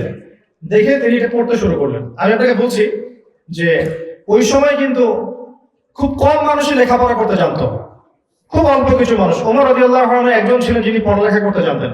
এই যে সাক্ষরতা জ্ঞান ছিল তার, মানে তিনি পড়ালেখা করতে জানতেন হাতে কলমে। আমাদের নবী সাল্লাল্লাহু আলাইহি ওয়াসাল্লাম কি লিখতে জানতেন? ওমর রাদিয়াল্লাহু আনহু কিন্তু লিখতে পড়তে জানতেন। তিনি এবার পড়ছেন এই যে কোরআন, তাহা মা আনজালনা আলাইকাল কুরআন লিতাশকা, তিনি কিন্তু শিক্ষিত। তাহা মা আনজালনা আলাইকাল কুরআন লিতাশকা ইল্লা তাযকিরাতান লিমান ইয়াখশা তানজিলাম মিম্মান খালাকাল আরদা ওয়াস সামাওয়াতিল উলা আর রহমানু আলাল আরশি ইস্তাওয়া। পড়তে থাকলেন। কোরআন পড়তে পড়তে পড়তে পড়তে আল্লাহর হুকুমে তার মনটা নরম হয়ে গেল, তার চোখ দিয়ে দর দর করে পানি পড়া শুরু করল। কারণ নবী সাল্লাল্লাহু আলাইহি ওয়াসাল্লাম তার জন্য দোয়া করেছিলেন। তিনি বলেছেন, আল্লাহ এই দুই ব্যক্তির মধ্যে এক ব্যক্তিকে তুমি হেদায়েত দাও, ইসলামকে শক্তিশালী করো। দুইজনকে, একজন হচ্ছে আবুল হাকাম ইবনে হিশাম মানে আবু জাহাল, আরেকজন হচ্ছে ওমর ইবনে খাত্তাব। আল্লাহ পাক ওমর রাদিয়াল্লাহু আনহুকে কবুল করেছেন। এবার তিনি বললেন যে খুযুনি ইলা রাসূলিল্লাহি ওয়া আসহাবিহি, আমাকে আল্লাহর রাসূল এবং সাহাবীদের কাছে নিয়ে চলো। আযহাবু ইলাইহি ওয়া আসলিমু, আমি সেখানে যাব এবং ইসলাম কবুল করব। সেখানে গেলেন, নবী সাল্লাল্লাহু আলাইহি ওয়াসাল্লামের সামনে দাঁড়ালেন, দাঁড়িয়ে বললেন, ইয়া রাসূলুল্লাহ, হে আল্লাহর রাসূল, জিতুকা উমিনু বিল্লাহি ওয়া রাসূলিহি ওয়া বিমা জিতা বিহি মিন ইনদিল্লাহ, আমি আপনার সামনে এসেছি আল্লাহ এবং আপনার প্রতি বিশ্বাসী হয়েই এসেছি, এবং আপনি আল্লাহর পক্ষ থেকে যা নিয়ে এসেছেন এটার প্রতি ঈমানদার হয়েই আমি আপনার সামনে এসেছি। আশহাদু আল্লা ইলাহা ইল্লাল্লাহ ওয়া আন্নাকা রাসূলুল্লাহ, আমি সাক্ষ্য দিচ্ছি আল্লাহ ছাড়া কোনো মাবুদ নাই এবং আপনি আল্লাহর রাসূল। ওমর রাদিয়াল্লাহু আনহু ইসলাম কবুল করলেন, সবার মাঝে আনন্দ ছড়িয়ে পড়লো। ইসলাম কবুল করে তিনি বসে থাকলেন না, বড় বড় কাফেরদের বাসায় বাসায় গিয়ে নক করতে লাগলেন। আবু জাহেলের বাসায়, তারপরে আপনার উমাইয়া বিন খালাফের বাসায়, সবার বাসায় বাসায় নক করতে লাগলেন, বলতে লাগলেন যে আমা আলিমতা আন্নী কাদ আসলামত, তোমরা কি জেনেছো, তুমি কি জেনেছো আমি ইসলাম কবুল করেছি? আবু জাহেল বলছিল যে কব্বাহাকাল্লাহ ওয়া কব্বাহা মা জিতা বিহি, তুমি ধ্বংস হও আর তুমি যা নিয়ে এসেছো এটাও ধ্বংস হোক। আবু জাহেল তো এমনই মানুষ ছিল। তিনি কাবা ঘরে গেলেন, কাবা ঘরে গিয়ে সবাইকে ডেকে বলেছেন, ইয়া আইয়ুহান নাস, হে মানব জাতি, ওখানে যত মানুষ আছো, ইলামু, তোমরা জেনে রাখো, আন্নী কাদ আসলামত, আমি ইসলাম কবুল করেছি। ওয়া শাহিদতু আল্লা ইলাহা ইল্লাল্লাহ ওয়া আন্না মুহাম্মাদান আবদুহু ওয়া রাসূলুহু, সবাইকে ডেকে তিনি সম্মুখে ইসলাম কবুল করলেন। এবং তাকে আক্রমণ করার জন্য কিছু মানুষকে রেলিয়ে দেওয়া হলো। তিনি একাই 8-10 জনের সাথে লড়ছিলেন। একজন এসে এই লড়াইটা বন্ধ করলো, বন্ধ করে তাকে বলছে, শোনেন, লড়াইটা বন্ধ করে ওমর রাদিয়াল্লাহু আনহুকে বলছে, আফালা কুনতা কাতান্ত, ওমর তুমি কি চুপ থাকতে পারতে না? ইসলাম কবুল করেছো ঠিক আছে, তো চুপ থাকতে তো পারতে, সবার সামনে এসে বলার কি দরকার ছিল, মারামারি করার কি দরকার ছিল? তখন তিনি বলছেন যে ওয়াল্লাযী নাফসি বিয়াদিহি, ওয়াল্লাযী নাফসি বিয়াদিহি, যার হাতে আমার নফস, তার শপথ করে বলছি, লাউফাররিকান্নাল হাক্কা মিনাল বাতিল, আমি অবশ্যই হক আর বাতিলকে আলাদা করে দিব। কামা ফাররাকাল্লাহু বাইনাল লাইলি ওয়ান নাহার, যেমন আল্লাহ পাক রাত এবং দিনকে আলাদা করে দিয়েছে। এরপর থেকে তার নাম হয়েছে আল ফারুক। কি নাম হয়েছে? আল ফারুক, ওমর আল ফারুক। এবার ইসলাম শক্তি ফিরে পেল। রাসূল সাল্লাল্লাহু আলাইহি ওয়াসাল্লাম কাছে গিয়ে বলছেন, ইয়া রাসূলুল্লাহ, আলাসনা আলাল হক, আমরা কি হকের উপর নাই? আলাইসু আলাল বাতিল, মুশরিকরা কি বাতিলের উপর নাই? তাহলে আমরা কেন এখন গোপনে নামাজ পড়বো? চলেন প্রকাশ্যে নামাজ পড়বো, চলেন কাবা ঘরে নামাজ পড়বো ইনশাআল্লাহ। এবার সবাই কাবা ঘরে গিয়ে নামাজ পড়া শুরু করলো। দেখেন ইসলাম কিভাবে আগাচ্ছে। টপ করে ইসলাম পড়েছে, কত ত্যাগ, কত স্যাক্রিফাইস, কত ট্র্যাজেডি। এরপর কুরাইশদের নির্যাতনের মাত্রা কিছুটা কমে গেল, কিন্তু কুরাইশরা দুর্বলদের প্রতি নির্যাতন করতেই থাকলো। এটা নিয়ম, দুর্বলের উপরেই সবল অত্যাচার করে আসছে যুগ যুগ ধরে, তাই নাকি? অত্যাচার সহ্য করতে না পারে সাহাবীরা যখন অভিযোগ করছেন নবী সাল্লাল্লাহু আলাইহি ওয়াসাল্লামের কাছে, তখন নবীজি বললেন যে হাবাসা, হাবাসা মানে আবিসিনিয়া, এখনকার আপনার ইরিত্রিয়া, এখনকার জায়গাটার নাম হচ্ছে ইরিত্রিয়া, ইথিওপিয়ার পাশে ইরিত্রিয়া, দেখবেন ম্যাপের মধ্যে আছে, আফ্রিকায়। সেখানে বাদশাহ নাজাশী নামে একজন বাদশাহ আছেন, তোমরা সেখানে হিজরত করো, তার রাজ্যে কেউ জুলুমের শিকার হয় না। কি বললেন? তার রাজ্যে কেউ, এই বাদশাহ মুসলিম ছিল, অমুসলিম খ্রিস্টান ছিল, কি ছিল? এই একটা বাদশাহ নাজাশী এখনকার পশ্চিমা বিশ্বের যত খ্রিস্টান নেতা আছে এদের চেয়ে বেটার। কথা বুঝতে পারেন ভাই? পশ্চিমের যত খ্রিস্টান নেতা আছে এর চেয়ে এই একটা বাদশাহ নাজাশী অনেক ভালো ছিল। তার রাজ্যে কেউ জুলুমের শিকার হতো না। মুসলিমরা রিফিউজি হয়ে তার রাজ্যে আশ্রয় নিয়েছে এবং তার রাজ্যে কেউ জুলুমের শিকার হয়নি। সেখানে জাফর রাদিয়াল্লাহু আনহু ছিলেন নেতা। বাদশাহ নাজাশী জিজ্ঞাসা করলেন, তোমরা যে কোরআনের কথা বলছো, এই কোরআন কি আমাকে শোনাতে পারবে? জাফর রাদিয়াল্লাহু আনহু সূরা মারিয়াম তেলাওয়াত করলেন। কোন সূরা? সূরা মারিয়াম। কাফ হা ইয়া আইন সাদ, যিকরু রাহমাতি রাব্বিকা আবদাহু জাকারিয়া। এই সূরার মধ্যে জাকারিয়া, ইয়াহইয়া, মারইয়াম, ঈসা ইবনে মারইয়াম সবার কথা আছে না? আর ওই বাদশা খ্রিস্টান না? তিনি তো জানেন ঈসা সম্পর্কে জানেন আলাইহিস সালাম, মারইয়াম সম্পর্কে জানেন আলাইহিস সালাম, তিনি জানেন। তো এই সূরার তেলাওয়াত হচ্ছে এই বাদশার এই যে দাড়ি ছিল, এই দাড়ির চোখের পানি দিয়ে ভিজে গেল। সুবহানাল্লাহ। কোরআনের তেলাওয়াত শুনে তারপর তিনি একটা মন্তব্য করলেন। তিনি বললেন, ইন্না হাযাল কোরআন, নিশ্চয়ই এই কোরআন, ওয়াল্লাযী জাআ আলা ঈসা ইবনে মারইয়াম, এবং যেটা ঈসা আলাইহিস সালামের কাছে এসেছে, লা ইয়াখরুজু মিন মিশকাতিন ওয়াহিদা, এই দুইটাই একটা আলোক উৎস থেকেই এসেছে। কথা বুঝতে পারেন নাই? তিনি বললেন কোরআন এবং ঈসা আলাইহিস সালামের কাছে যা এসেছে মানে ইনজিল, এই দুইটাই একটা উৎস থেকেই এসেছে। তিনি স্বীকার করলেন এটা আল্লাহর কিতাব। তিনি মুসলিমদেরকে থাকতে দিলেন, মুসলিমরা নির্ভয়ে সেখানে থাকতে লাগলো।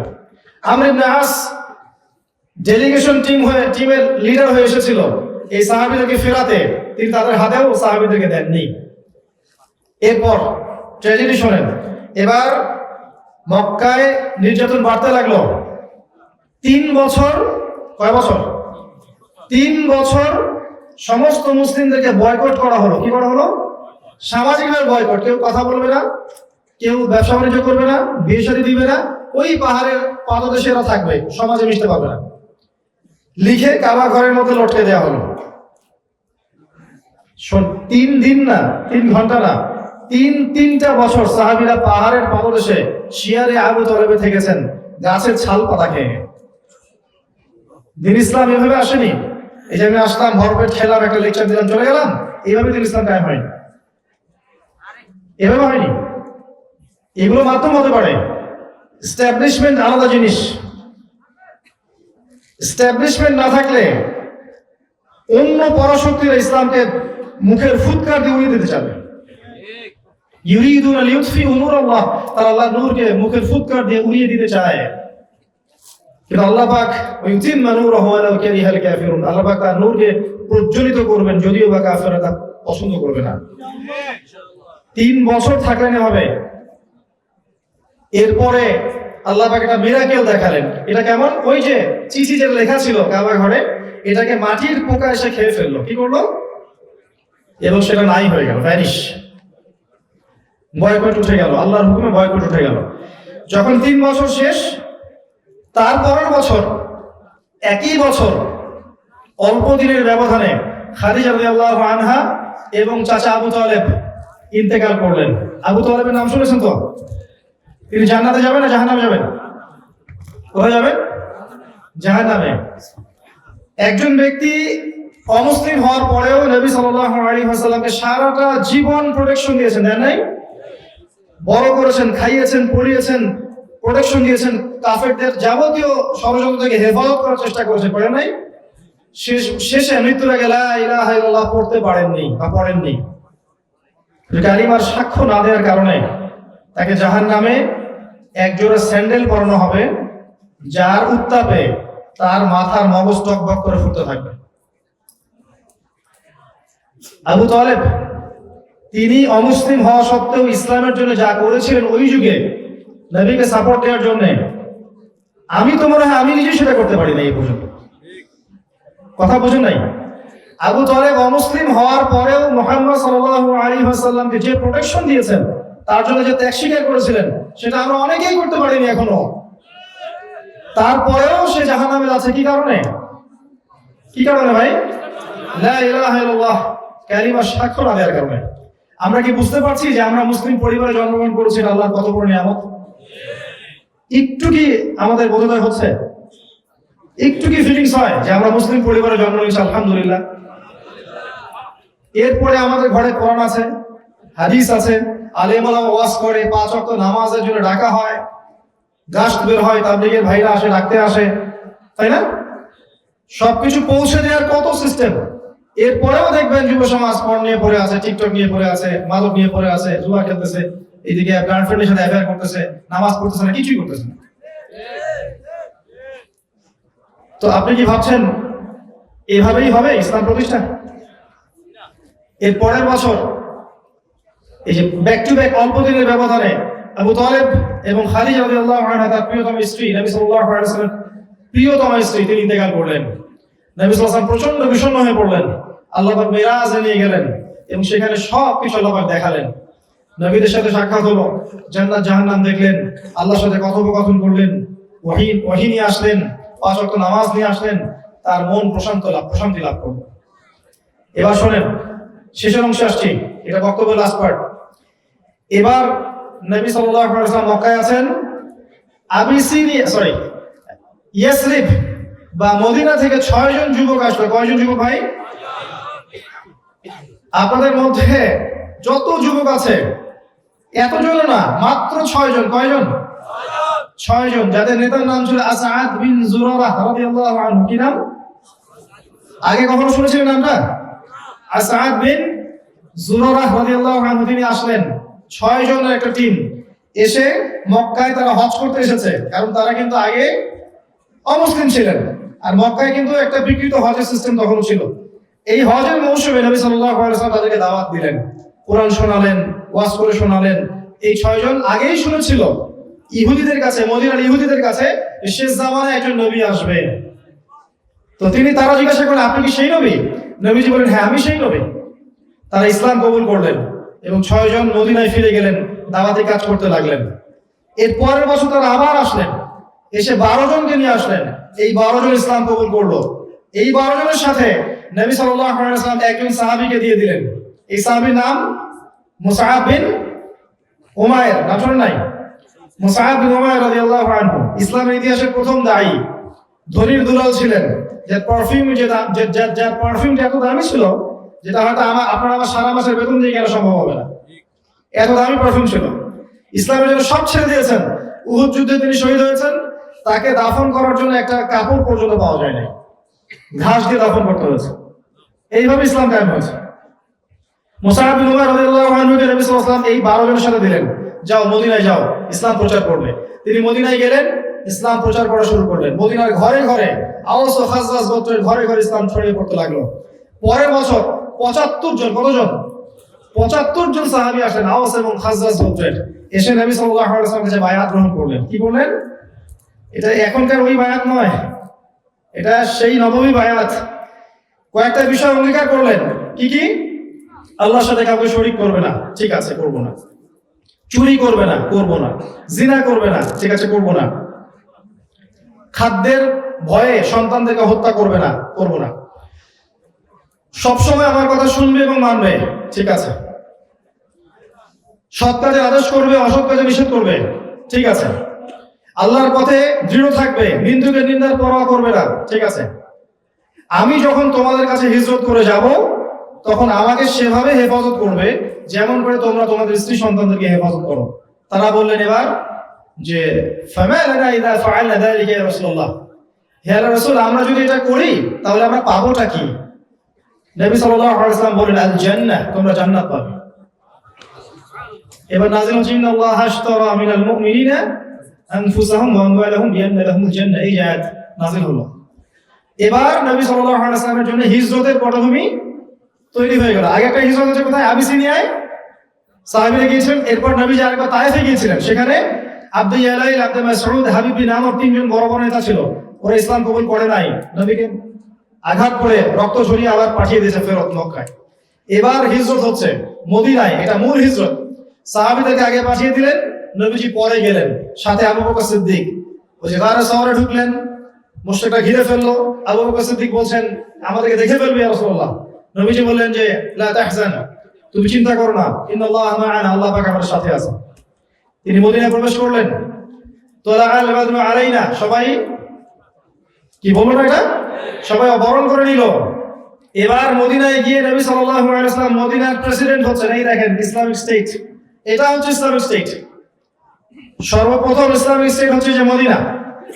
এখানে প্রেসিডেন্ট হচ্ছেন মুহাম্মদ সাল্লাল্লাহু আলাইহি ওয়াসাল্লাম। এবার তিনি কি করছেন? মদিনা সনদ করে দিলেন। ওখানে ইহুদিরা ছিল, কিছু পত্তলিক ছিল, আওস খাজরাজ ছিল এবং এই যে আমরা মুসলিমরা ছিলাম। সবার মধ্যে একটা চুক্তি হয়ে গেল, একটা সংবিধানের মতো মদিনা সনদ। এরপর হচ্ছে এখানে মসজিদ নববী নির্মাণ করা হলো। এটা একটা পার্লামেন্ট, নট অনলি একটা মসজিদ, এটা একটা পার্লামেন্ট ছিল। এরপরে সেখানে দেখবেন ভ্রাতৃত্বের বন্ধন হলো। মুহাজির আনসারদের মধ্যে ভ্রাতৃত্বের বন্ধন করা হলো, একটা পুরো রাষ্ট্রীয় কাঠামো যা যা লাগে সব হয়ে গেল। গভর্নমেন্ট, সার্বভৌমত্ব, ভূখণ্ড, জনসংখ্যা, চারটাই সেখানে থাকলো না? বুঝতে পারছেন কথা? যারা পলিটিক্যাল সায়েন্স পড়েছেন বুঝতে পারছেন না? মদিনা স্টেট কায়েম হলো। এবার তিনি ইকোনমিক সেকশন ডেভেলপ করতে লাগলেন, সামরিক বাহিনী করতে লাগলেন, অস্ত্রশস্ত্র মজুত করতে লাগলেন, সারিয়া অভিযান করতে লাগলেন, একটা রাষ্ট্রের যা যা লাগে সব করতে লাগলেন। এই হলো প্রথম ইসলামিক স্টেট। এবার আবু সুফিয়ানের কাফেলাকে অ্যাটাক করা হলো। ওই ঘটনার পরিপ্রেক্ষিতে দ্বিতীয় হিজরিতে বদরের যুদ্ধ হলো। কিসের যুদ্ধ? যেখানে আমাদের সংখ্যা মাত্র 313, ওদের সংখ্যা 1013 জনের। এই যুদ্ধে কি জয়লাভ করলো? মুসলিম। আল্লাহ পাক ফেরেশতাদেরকে নামিয়ে সাহায্য করেছেন, পারে নাই?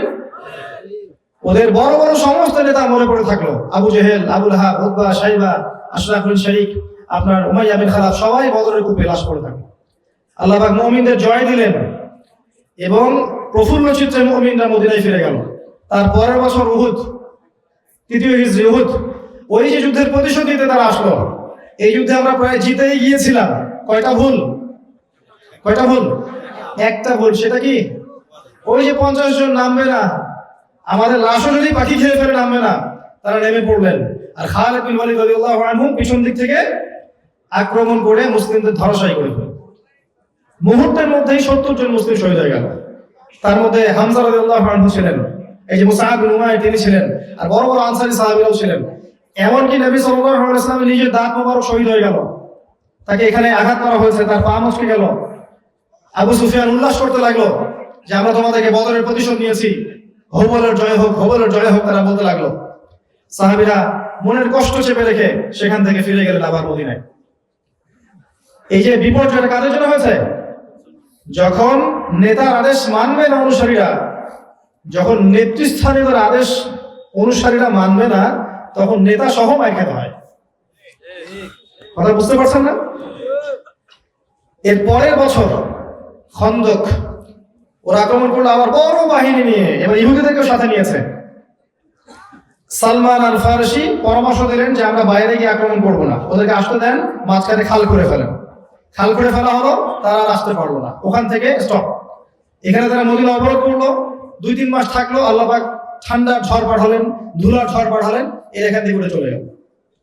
এরপর তারা আর মুসলিমদেরকে আক্রমণ করতে পারেনি। এরপর মুসলিমরা মুহাম্মদ সাল্লাল্লাহু আলাইহি ওয়াসাল্লামের নেতৃত্বে বিভিন্ন সারিয়া অভিযান করেছে, জনসংখ্যা বেড়েছে, ইসলামের দাওয়াত বেড়েছে। এক পর্যায়ে মুহাম্মদ সাল্লাল্লাহু আলাইহি ওয়াসাল্লাম স্বপ্ন দেখলেন যে তিনি কাবা তাওয়াফ করছেন। কি করছেন? কাবা তাওয়াফ করছেন। সাহাবীদেরকে স্বপ্ন বলার সাথে সাথেই সাহাবীরা বুঝে ফেললেন যে আমরা মক্কায় যাচ্ছি। মক্কা মাতৃভূমি না? মাতৃভূমির মধ্যে টান থাকে না, ভালোবাসা থাকে না? আমাদের নাই? সবারই আছে, তাদেরও ছিল। তারা উমরা করতে চললেন, পথিমধ্যে আটকে দেওয়া হলো। খালিদ বিন ওয়ালিদ সেখানে ছিলেন, তখন তিনি কিন্তু মুসলিম হননি। পথ আটকে দেওয়া হলো, না উমরা করতে পারবে না তোমরা। কি করতে হবে এখন? সর্বশেষ একটা গতি, চুক্তি হবে, একটা সন্ধি হবে। এই সন্ধির নাম কি? হুদাইবিয়া সন্ধি। সন্ধি, আচ্ছা ঠিক আছে, সন্ধি হবে। কি সন্ধি? তোমরা এবছর উমরা করতে পারবে না, আচ্ছা ঠিক আছে, ডান। এর পরের বছর আসতে হবে, ওকে ডান। 3 দিনের জন্য আসতে পারবে, ঠিক আছে ডান। অস্ত্র সাথে নিতে পারবে না, ওকে ডান। আমাদের কেউ তোমাদের দলে গেলে ফিরাই দিতে হবে, ডান। তোমাদের কেউ আমাদের দলে আসলে ফিরাই দিব না, ডান। আগামী 10 বছর আমরা কোনো যুদ্ধ করব না, ঠিক আছে ডান। সবগুলো মেনে নিলাম, সবগুলা, একটা ধারাও আমরা ওদের বিপক্ষে যাইনি। কথা বুঝতে পারছেন? ওমর রাদিয়াল্লাহু আনহু তো মানতেই পারছেন না। তিনি বলছেন যে আমরা তো বদরে জয়লাভ করা জাতি, ওদের সব শর্ত কেন মানবো ইয়া রাসূলুল্লাহ? আমরা কি হকের উপর নাই? ওরা কি বাতিল নয়? আবু বকর সিদ্দিক তাকে বুঝালেন যে আল্লাহর রাসূল আল্লাহর আদেশ ছাড়া কোনো কাজ করেন না, তুমি সবর করো। ধৈর্য ইসলাম জয়ের অন্যতম কি জিনিস? সবর, টেকনিক। আপনাকে দেখাচ্ছে কি টেকনিক ছিল এখানে। 10 বছর যুদ্ধ করব না, মানে 10 বছর আমরা ইসলাম প্রচারের ব্যাপক সুযোগ পাবো। আমরা তো ফাইট করছি না, কথা বুঝতে পারেন না? 10 বছর কোনো যুদ্ধ নাই, মানে 10 বছর সময় পাচ্ছি আরো জনসংখ্যা বাড়ানোর, দাওয়াতি কাজ করে। ওদেরকেও আসলে ফিরাই দিতে হবে, ওদেরকেও আসলে ফিরাই দিতে হবে। এটা সম্ভব যে ওদেরকেও আমাদের দিকে আসতে পারে। আমাদের কেউ ওদের দিকে মুরতাদ হয়ে যাবে সম্ভাবনা ছিল না। তারপরে পরের বছর আসবো 3 দিনের জন্য, ঠিক আছে ফাইন ডান। এখানে নবী সাল্লাল্লাহু আলাইহি ওয়াসাল্লাম যা করলেন, বড় যে শত্রু ছিল, সবচেয়ে বড় শত্রু কে ছিল? কুরাইশরা, তাই না? সবচেয়ে বড় শত্রু কারা ছিল? কুরাইশরা। আর তারপরে বড় শত্রু হচ্ছে আপনার ইহুদিরা, এই বনু নাজির, বনু কুরাইজা, বনু কাইনুকা, এরা হচ্ছে পরের পরের ক্লাসের।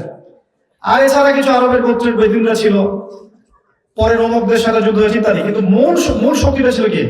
কুরাইশরা। এই সন্ধির মধ্য দিয়ে কুরাইশদের হাত বন্ধ করে দেওয়া হয়েছে, তারা আর আগাতে পারবে না। এবার এই চুক্তি করার পরের বছরই দেন নবী সাল্লাল্লাহু আলাইহি ওয়াসাল্লাম খায়বার ইহুদিদের দুর্গ আক্রমণ করলেন, কারণ মুশরিকরা আর ইহুদিদেরকে সাহায্য করতে পারবে না। বড় শত্রুর কলার চেপে ছোট ছোট শত্রুগুলোকে দমন করা শুরু করলেন। কত ডিপ্লোম্যাটিক দেখেছেন, কত প্রফেটিক স্ট্র্যাটেজিক সুন্নাহ। আমরা খালি খাওয়ার পরে মিষ্টি খাওয়া সুন্নাহ, খাওয়ার পরে মিষ্টি খাওয়া সুন্নাহ নাকি মধু খাওয়া সুন্নাহ? স্ট্র্যাটেজিক সুন্নাহ, দিন প্রতিষ্ঠার একটা স্ট্র্যাটেজিক সুন্নাহ। বড় শত্রুকে আগে দমিয়ে দিলেন, দিয়ে এবার ছোট ছোট শত্রুগুলোকে ডিল করা শুরু করলেন। আর এদেরকে সাহায্য করতে পারবে না। এবার কত smart, what a human being, what a leader, চিন্তা করতে পারেন। এবার ওই খায়বার জয় হয়ে গেল, ব্যাপক গনিমত মুসলিমরা পেল। তারপরে থেকে মুতা হলো, মুতার যুদ্ধ, ওই যুদ্ধেও আমরা প্রায় সফলতার সাথে উত্তীর্ণ করেছি আর কি, পরাজিত হয়নি। যদি মুতার যুদ্ধে আমাদের সৈন্য সংখ্যা ছিল মাত্র 3000 আর রোমকদের প্রায় লাখের উপরে। তারপরে খালিদ বিন ওয়ালিদ রাদিয়াল্লাহু আনহু এটাকে মুসলিমদেরকে সফলভাবে ব্যাকফোরে নিয়ে এসে মদিনা পর্যন্ত নিয়ে এসেছেন। যদিও ওই যুদ্ধে আমাদের 3 জন বড় বড় সেনাপতি শহীদ হয়েছিল, যায়েদ ইবনে হারেসা, আব্দুল্লাহ বিন রাওয়াহা এবং জাফর ইবনে আবি তালেব। ওই মুতার যুদ্ধে জাফর ইবনে আবি তালেবের 2 হাত কাটা পড়ে যায়, আর নবী সাল্লাল্লাহু আলাইহি ওয়াসাল্লাম অনেক কান্নাকাটি করেছিলেন। পরে আল্লাহ তাকে জানিয়ে দিয়েছেন যে জাফর রাদিয়াল্লাহু আনহুর কাটা 2 হাতের বদলে আল্লাহ পাক তাকে জান্নাতে 2টা ডানা দিয়েছেন। এই ডানা দিয়ে সে উড়ে বেড়াচ্ছে জান্নাতে যে কোনো জায়গায়। তো এই হুদাইবিয়া সন্ধির পরে প্ল্যাটফর্ম ডিফারেন্ট হয়ে গেল। এবার ওদের শক্তি কমে গেল। মুসলিমদের হাতে সময় আছে, পলিটিক্যাল পাওয়ার আছে, রাষ্ট্র আছে, সামরিক বাহিনী আছে, সব মুসলিমদের কাছে আছে। এবার মুসলিমরা বৈশ্বিক প্রেক্ষাপট ডিল করা শুরু করলো। রোমান সম্রাট হিরাক্লিয়াসকে দাওয়াত দেওয়া শুরু করলো। এরপর পারস্যের রাজা কিসরা, তাকে দাওয়াত দেওয়া শুরু হলো। এই যে মিশরের মুকাউকিস, তাকে দাওয়াত দেওয়া শুরু হলো। এভাবে বিভিন্ন ক্ষেত্রে পররাষ্ট্রনীতি অ্যাপ্লাই করা শুরু হলো। আস্তে আস্তে মুসলিমদের সংখ্যা আরো বাড়তে লাগলো। এমন একটা পর্যায়ে চলে গেল যে অমুসলিমদের সংখ্যাই অল্প আর মুসলিমদের সংখ্যা প্রচুর হয়ে গেল আমাদের, মাশাআল্লাহ, আলহামদুলিল্লাহ। এবার নবী সাল্লাল্লাহু আলাইহি ওয়াসাল্লাম অপেক্ষমান ছিলেন সুযোগের জন্য। সুযোগ আল্লাহ তৈরি করে দিলেন যে কুরাইশরা চুক্তিটা ভঙ্গ করলো। কুরাইশদের একটা দল মুসলিমদের একটা ছোট্ট কমিউনিটিকে আক্রমণ করেছিল। এই জেল ধরে নবী সাল্লাল্লাহু আলাইহি ওয়াসাল্লাম সাইলেন্টলি, আমরা তো একটা কাজ করতে গেলে অনেক ঢোল পিটাই, তাই না? পুরা সাইলেন্টলি এমন ভাবে গুছিয়ে করেছেন, সাহাবীদেরকে বলেছেন তোমরাও মক্কার তোমাদের যে স্ত্রী সন্তান রেখে আসছো ওখানে তাদেরকেও জানতে দিবে না যে আমরা যাচ্ছি, পুরো সাইলেন্টলি। আর আমরা তো মাশাআল্লাহ একজন বক্তা আসলে একদম সারা দুনিয়া উঠে ফেলে দেয়, আসতেছে মাশাআল্লাহ, শোডাউন দিয়ে দিন কায়েম হয় না, শোডাউন দিয়ে দিন কায়েম হয় না। ইগো আসে, আত্মঅহংকার আসে এবং মানুষের নজর লাগে। তো কাউকে জানতে দিলেন না নবী সাল্লাল্লাহু আলাইহি ওয়াসাল্লাম, গুছিয়ে নিয়ে কম্প্যাক্ট ভাবে মক্কা আক্রমণ। এবং আবু সুফিয়ানের বাহিনী দেখলো যে মক্কার দরজার সামনেই, মানে মক্কার একদম ডোর নেক্সট ডোরে চলে আসে রাসূল সাল্লাল্লাহু আলাইহি ওয়াসাল্লাম সাহাবীদেরকে নিয়ে তাবু স্থাপন করেছে। নবীজি বলেন বেশি বেশি করে আলো জ্বালাও, এখানে বেশি বেশি করে আগুন জ্বালাও, তোমরা ছোট ছোট গ্রুপ হয়ে যাও, বেশি বেশি করে আগুন জ্বালাও, যেন ওরা উপর থেকে দেখতে মনে করে আমরা অনেক সংখ্যায়। মানসিক যুদ্ধ কি এটা?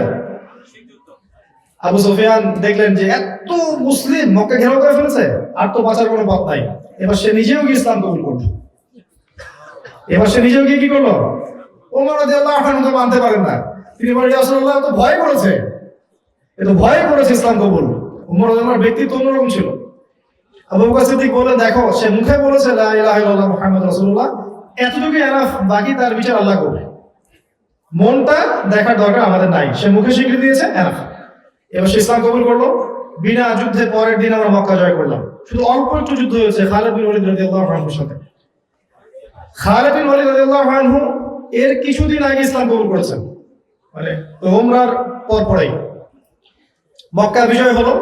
নবী সাল্লাল্লাহু আলাইহি ওয়াসাল্লাম সেখানে ঢুকলেন, ওই যে লাঠি দিয়ে সবগুলো মূর্তি ভেঙে ফেললেন। কি বললেন? ওয়াকুল জাআল হক ওয়া যাকাল বাতিল ইন্নাল বাতিলা কানা যাহুকা। দেখেন কোন প্রেক্ষাপটে তিনি মূর্তি ভেঙেছেন আপনাকে বুঝতে হবে। আপনি যদি একটা সেকুলার স্টেটে গিয়ে অমুসলিমদের মূর্তি ভাঙতে যান, এটা একটা বড় গর্হিত অপরাধ হবে। তিনি কোন প্রেক্ষাপটে করেছেন? মক্কা বিজয় করার পর একটা স্টেটের পুরো অথরিটি এখন আমার, আমি এখন স্টেটে কি রাখবো কি রাখবো না আমার ব্যাপার সেটা।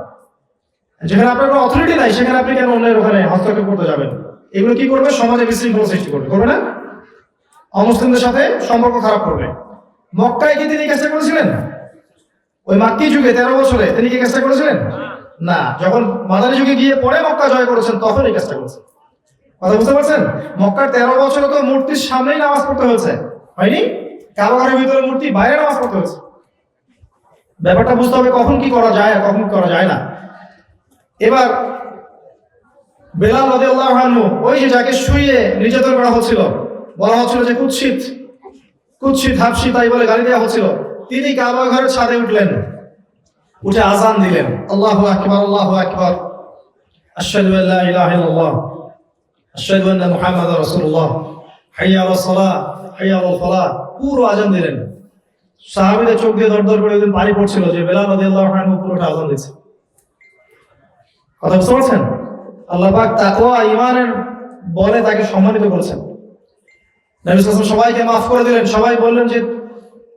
সবাইকে বললেন তোমরা আমার কাছে কি আশা করছো? তারা বললেন আপনি ভদ্র মানুষের সন্তান, আপনার কাছে ভদ্র ব্যবহার আশা করছি। নবীজি বললেন যাও, তোমাদেরকে মাফ করে দিলাম, আনতুম মুতলাকা, তোমরা সবাই মুক্ত যাও। কোন রাষ্ট্রনেতা বা সামরিক নেতা একটা স্টেট জয় করার পর সবাইকে আমভাবে মাফ করতে পেরেছে ভাই? হিস্ট্রিতে, ইতিহাসের বইগুলো ঘেটে দেখেন না। উল্টো পাইলে তো সবাইকে গুলি করে মেরে ফেলাবে, পারবে না? সম্পত্তি লুটপাট করে খেয়ে ফেলবে। তিনি সবাইকে মাফ করে দিলেন। তবে এক শ্রেণীর মানুষকে মাফ করে নাই। এক শ্রেণীর মানুষকে, যারা নবী সাল্লাল্লাহু আলাইহি ওয়াসাল্লামকে গালি দিয়েছিল, তাদেরকে তিনি ক্ষমা করেননি, তাদেরকে শাস্তি দিয়েছেন। এরপর মক্কা বিজয় হয়ে গেল। মক্কা বিজয় হওয়ার পরে হুনাইনের যুদ্ধ হলো। এরপরে এর মাঝখানে তাবুকের একটা অভিযান ছিল, ওইদিকে আমি যাচ্ছি না। আর দুইটা ঘটনা আমি স্কিপ করেছি, বীরে মাউনার ঘটনা আর রাজির ঘটনা। ওখানে ট্র্যাপে ফেলে মুসলিমদেরকে হত্যা করা হয়েছিল, এই ঘটনাগুলো পড়ে নেবেন। এবার আসেন বিদায় হজ।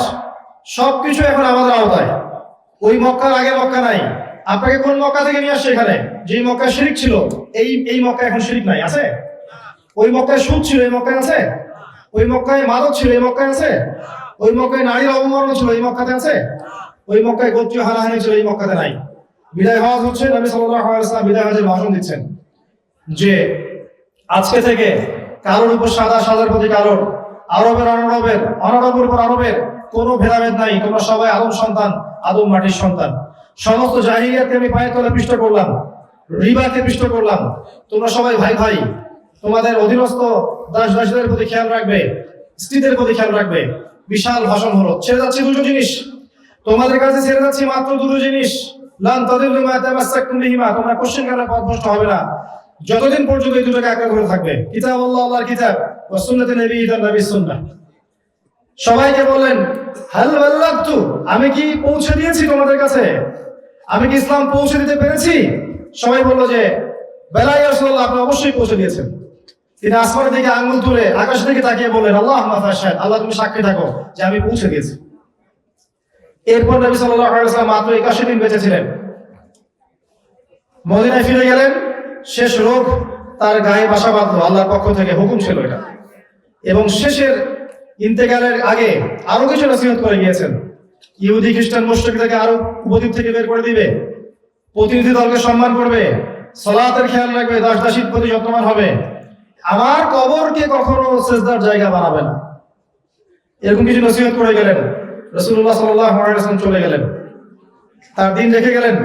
যুগে যুগে সেই দিন আবু বকর সিদ্দিক, পরে ওমর ইবনে খাত্তাব, তার উসমান, আলী রাদিয়াল্লাহু আনহুম আজমাইন, এরপর উমাইয়া খেলাফত, তারপর আব্বাসীয় খেলাফত, আবার ফাতেমি খেলাফত, কর্ডোবার ইসলামী খেলাফত, আপনার মিশরের মামলুক শাসন, এদিকে আপনার মোগলদের শাসন, আফগানদের শাসন, এদিকে আপনার উসমানীয় খেলাফত। দীর্ঘদিন লাস্ট 200 বছর আগ পর্যন্ত এই সিলসিলাই চলতে আসছে আলহামদুলিল্লাহ। বিগত 100-150 বছর ধরে আমরা দেখছি এগুলো আর নাই। এখন আপনি দেখছেন মুসলিমরা কোরআন থেকে সরে গেছে, হাদিস থেকে সরে যাচ্ছে, যুব সমাজ অধঃপতন হচ্ছে, আমরা শেকড় ভুলে গেছি, ঠিক মতো কোরআন তেলাওয়াত করতে জানছি না অনেকেই, নামাজ ঠিক মতো করছি না অনেকেই, কেউ যাকাত দিচ্ছি না, আমরা আমাদের জীবন উদ্দেশ্য ভুলে গেছি, কোন জাতি সেটাও ভুলে গেছি। এখন আপনি সিচুয়েশন দেখছেন, এখন দেখছেন যে আপনি কুফারদের অনেক দূরত্ব, আমরা ডমিনেটেড, তারা ডমিনেট করছে। এখন দেখছেন এগুলো আগে ছিল না। সে আল্লাহ এখনো আছেন, আল্লাহ জীবিত আছেন, সে রাসূলের সুন্নাহ এখনো আছে, কিয়ামত পর্যন্ত থাকবে। সে আল্লাহ প্রদত্ত কিতাব এখনো আছে, কিয়ামত পর্যন্ত থাকবে। শুধু সেই ঈমান, সেই তাকওয়া আমল যদি আমরা আবার নিয়ে আসতে পারি, ইনশাআল্লাহ যেমন করে ওই জাহিলি মক্কা পরিবর্তন হয়েছে, এই বিশ্ব পরিবর্তন হবে ইনশাআল্লাহ তাআলা। এবং কোনো সন্দেহ নাই, আগামী দিনগুলোতে দেখবেন আবার একই আদলে আল্লাহ পাক ওই জেরুজালেম থেকে সারা ওয়ার্ল্ড ওয়াইড ইসলামের খেলাফত কায়েম করবে ইনশাআল্লাহ।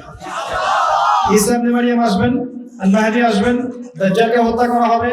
লা তুকাতিলুনাল ইয়াহুদ, তোমরা অবশ্যই ইহুদদের সাথে যুদ্ধ করবে।